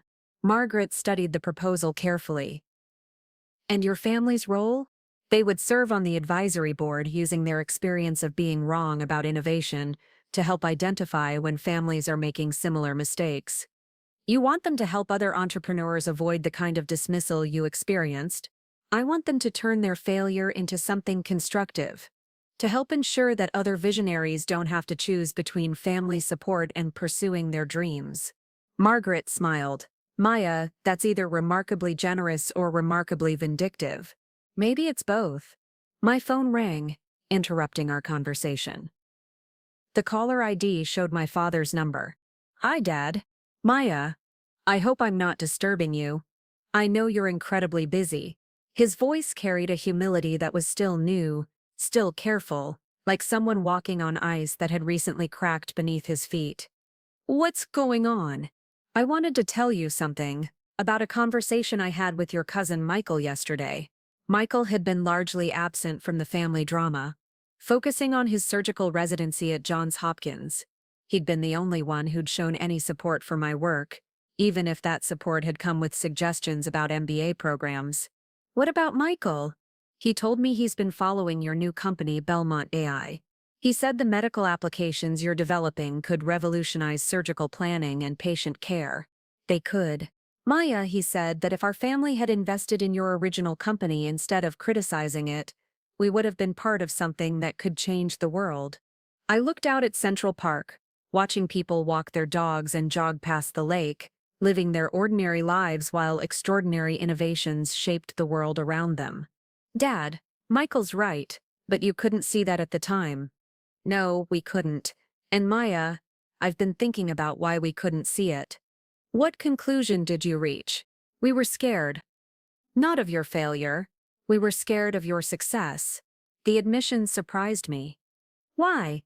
Because if you succeeded at something we didn't understand, it would mean we didn't understand the world as well as we thought. It would mean our definitions of success were outdated. Our wisdom was obsolete. And that scared you? Terrifying. It's easier to convince a young person that their dreams are unrealistic than to accept that your own understanding of reality might be incomplete. I thought about the foundation proposal on my laptop, about the opportunity to help other families avoid this kind of painful awakening.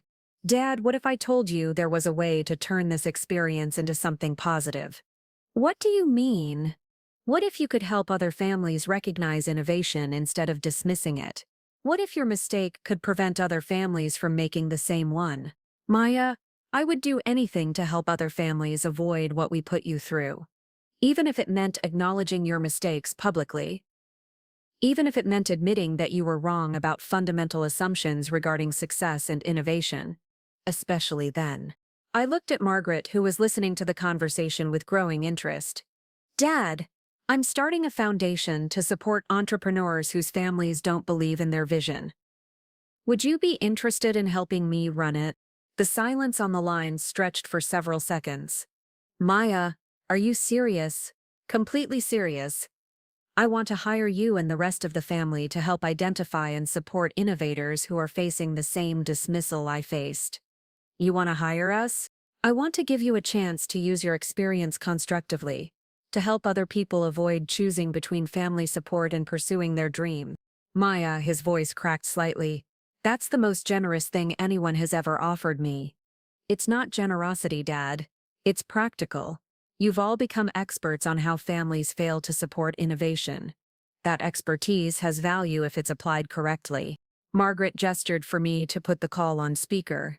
Mr. Belmont, this is Margaret Ashworth.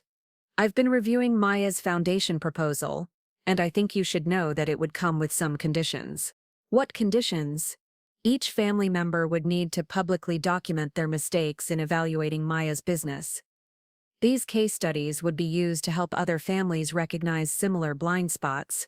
You want us to write about how wrong we were.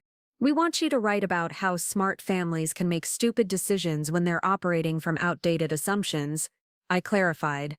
And this would restore our inheritance. Margaret and I exchanged glances.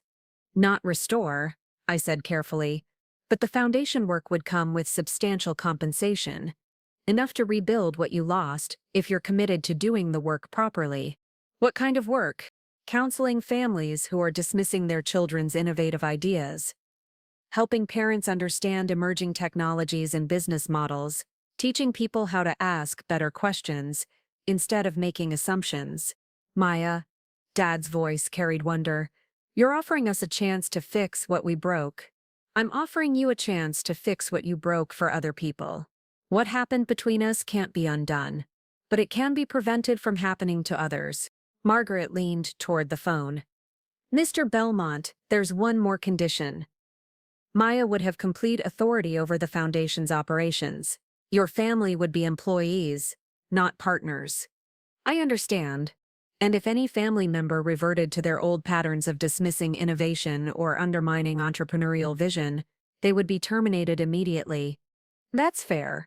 I thought about great-grandfather Harrison, about the trust he'd designed to reward innovation and punish conventional thinking, about the foundation that could extend his vision into the next generation. Dad, talk to the others. If they're interested in this opportunity, have them call Margaret to schedule interviews. Interviews? You'll need to demonstrate that you actually understand what you did wrong and why it was harmful. This isn't about forgiveness, it's about competence. After I hung up, Margaret and I sat in comfortable silence, watching the city wake up below us. Maya, do you think they'll be able to do the work effectively? I think they'll be motivated to try. They've experienced the cost of dismissing innovation firsthand. That's valuable experience if they can translate it into wisdom. And if they can't, then they'll prove that some people never learn, no matter how expensive the lesson. Margaret gathered her papers and stood to leave. Maya, your great-grandfather would be proud of what you've built. Not just the technology companies, but the opportunity to help other innovators avoid what you experienced. Do you think he planned this? The way the trust worked out. Harrison was a complicated man who understood that the future belongs to people who can see it coming. I think he would say that you've proven yourself worthy of his legacy. After Margaret left, I stood alone on my terrace thinking about the journey from that Thanksgiving dinner where my family had dismissed my computer fantasies to this moment where those fantasies had generated nearly $1 billion and the opportunity to help countless other dreamers. My phone buzzed with a text from a Stanford computer science student whose family wanted her to become a doctor. Maya, I saw your Forbes interview announcement. Can you tell me if there's really going to be a foundation for entrepreneurs whose families don't support them? I typed back, there will be, and it's going to change everything. The sun was fully up now, painting the city in sharp relief. Shadows and light, old buildings and new construction, established institutions and emerging possibilities. I thought about my family, probably sitting in their reduced circumstances, wondering if they could transform their failure into something valuable. About the thousands of young innovators who were facing the same dismissal I'd experienced. About the foundation that could bridge that gap. But mostly, I thought about great-grandfather Harrison's final gift, not just the money he'd left behind, but the wisdom embedded in how he'd structured his legacy. He'd understood that the most dangerous threat to innovation isn't external opposition. It's the people who love you telling you that your dreams are impossible. And he'd built a system that rewarded those brave enough to pursue impossible dreams anyway.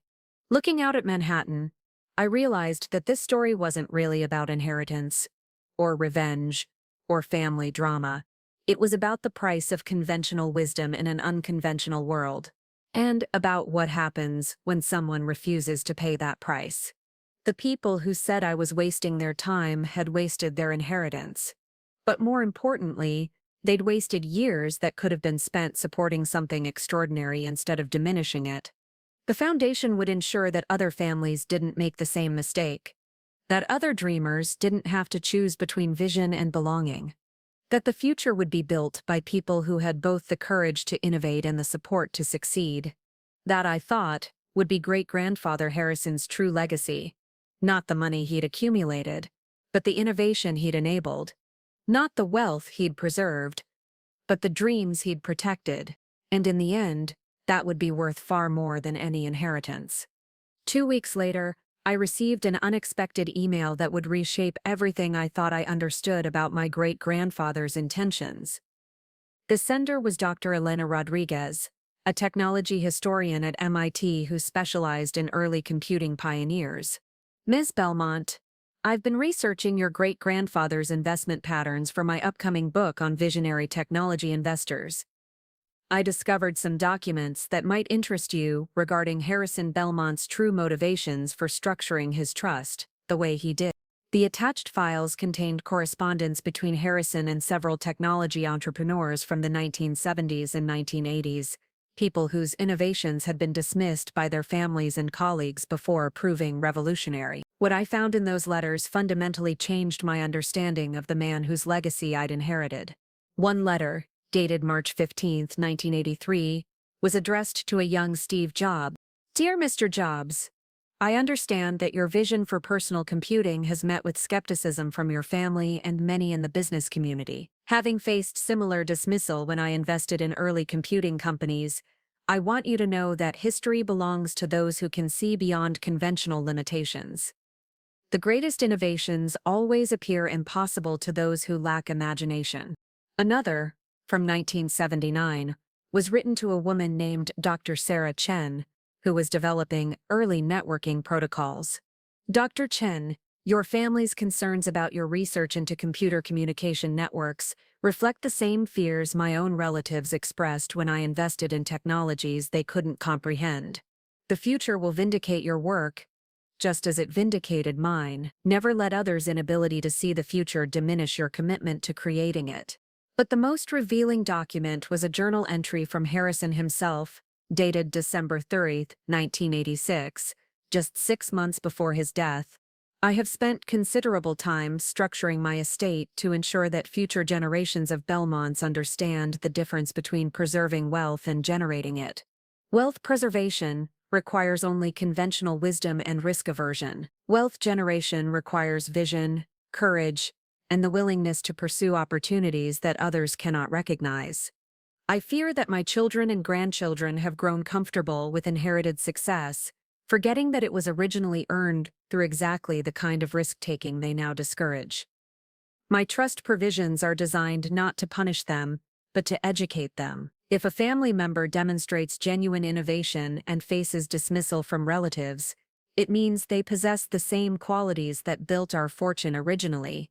The punishment clause exists because families who cannot recognize innovation in their own members certainly cannot recognize it in the broader world. They will inevitably lose wealth by failing to invest in the future. Better that they learn this lesson through personal experience than through slow financial decline over generations. I called Dr. Rodriguez immediately.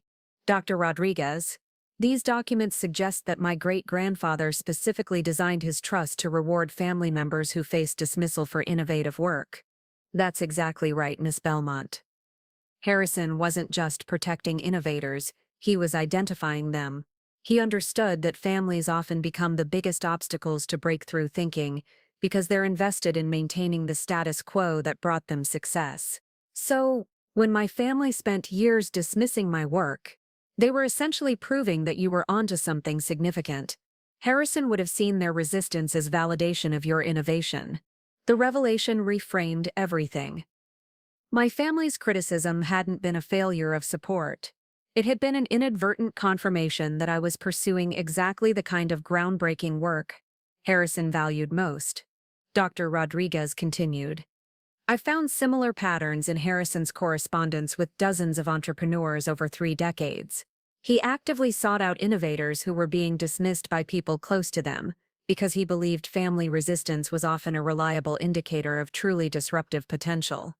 That afternoon, I called an emergency meeting with Margaret Ashworth to discuss expanding the foundation's scope beyond just supporting dismissed entrepreneurs. Margaret, what if we created a more comprehensive program? Something that doesn't just help individual innovators, but actually changes how families think about innovation. What did you have in mind?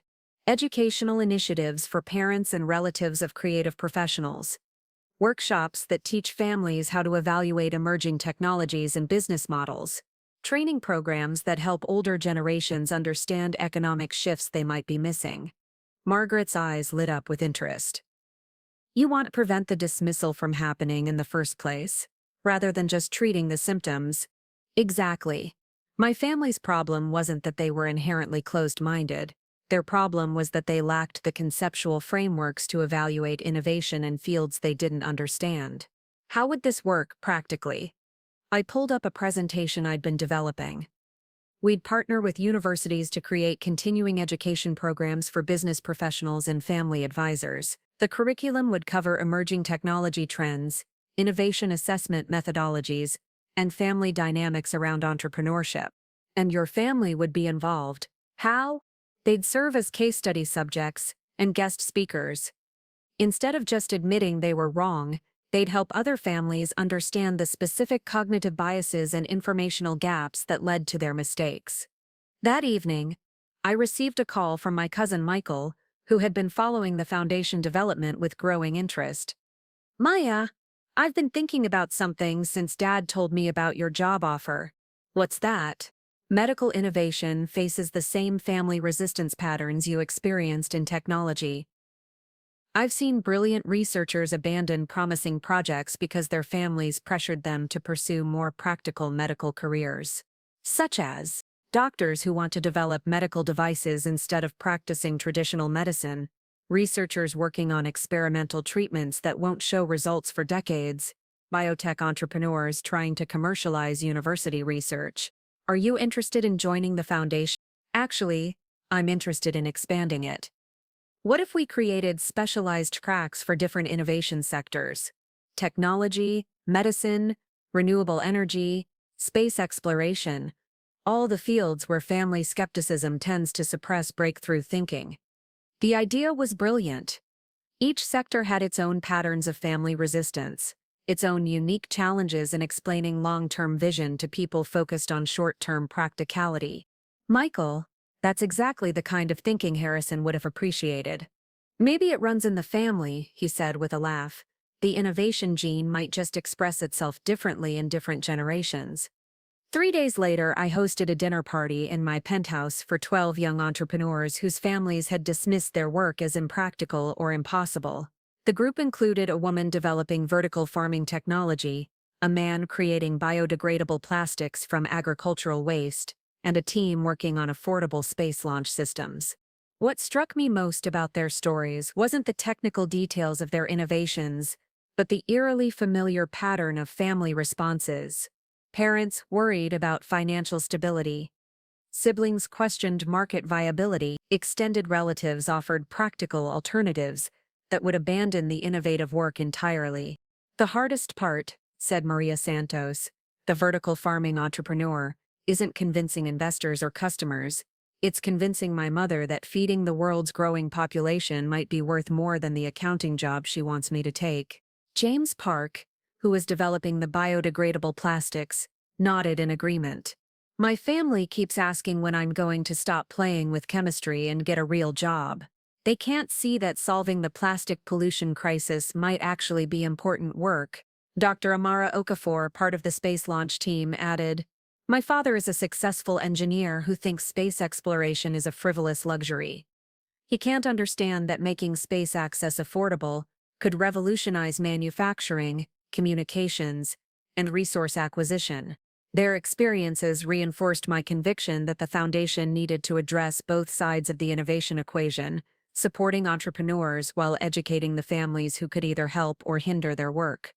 After dinner, as my guests were leaving, Maria approached me privately.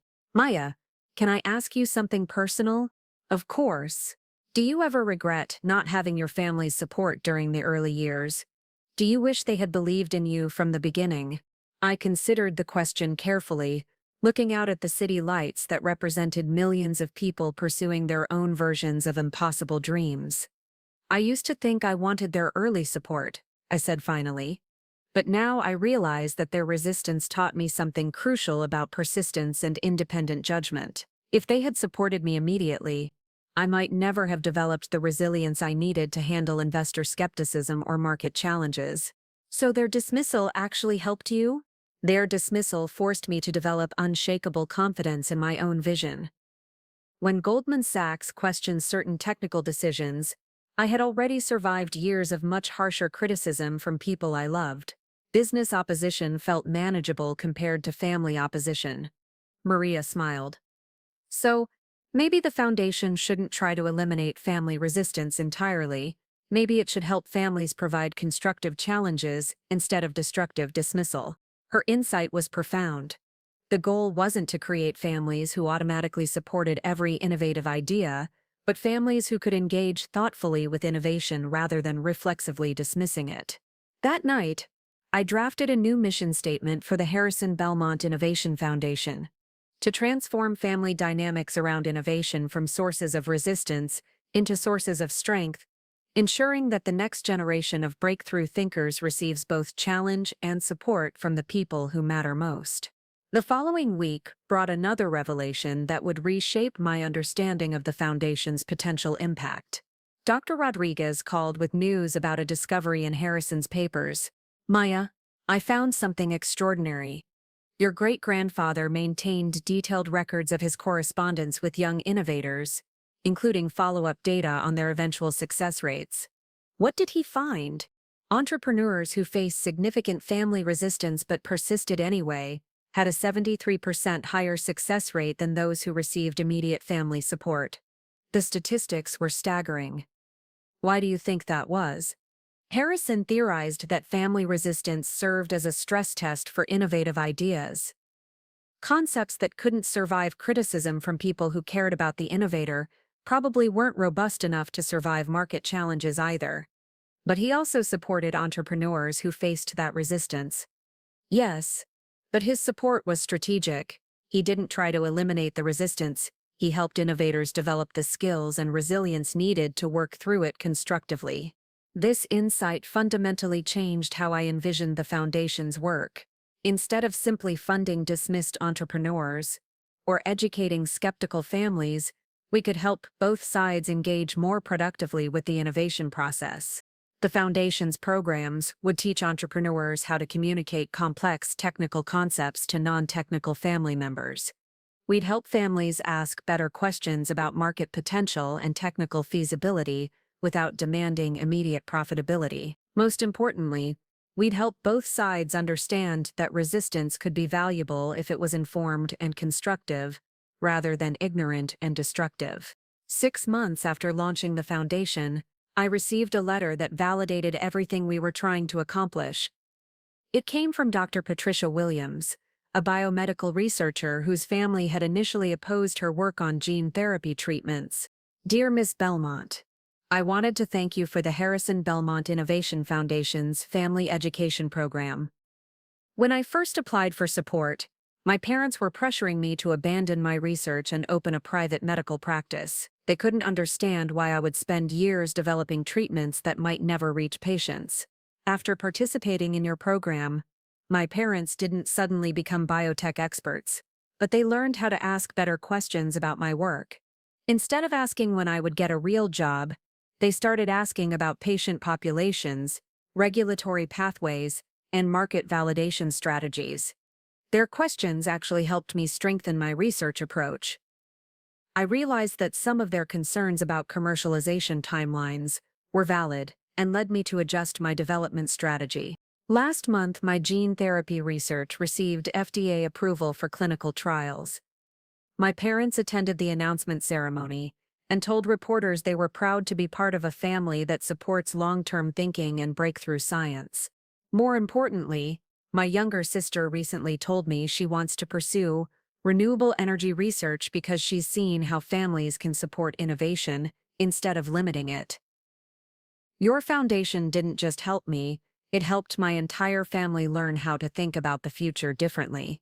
Stories like Patricia's confirmed the foundation was achieving something more significant than just funding individual entrepreneurs. We were beginning to change cultural patterns around how families engage with innovation and risk-taking. As I stood on my terrace that evening, watching the sun set over a city constantly reshaping itself through human ingenuity, I realized that great-grandfather Harrison's trust had accomplished exactly what he'd intended.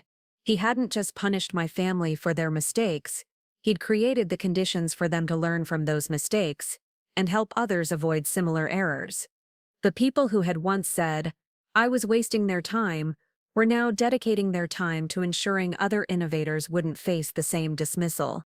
And in that transformation, Harrison's true legacy lived on, not in the wealth he'd accumulated, but in the innovation he'd enabled, the dreams he'd protected, and the future he'd helped create. The foundation would ensure that his vision extended far beyond our family, touching countless lives and enabling breakthroughs that might otherwise be lost to the fear of those who couldn't see beyond conventional wisdom. That, I thought, was what true inheritance looked like. Not money passed down, but wisdom passed forward. Not wealth preserved, but potential unleashed. Not success replicated, but innovation multiplied across generations of dreamers, brave enough to pursue the impossible. Looking for more? We've got 2 amazing stories ready for you right on screen. If this one touched you, these are absolutely worth your time. Click to watch them now. And hey, subscribe and hit that bell to never miss our latest uploads.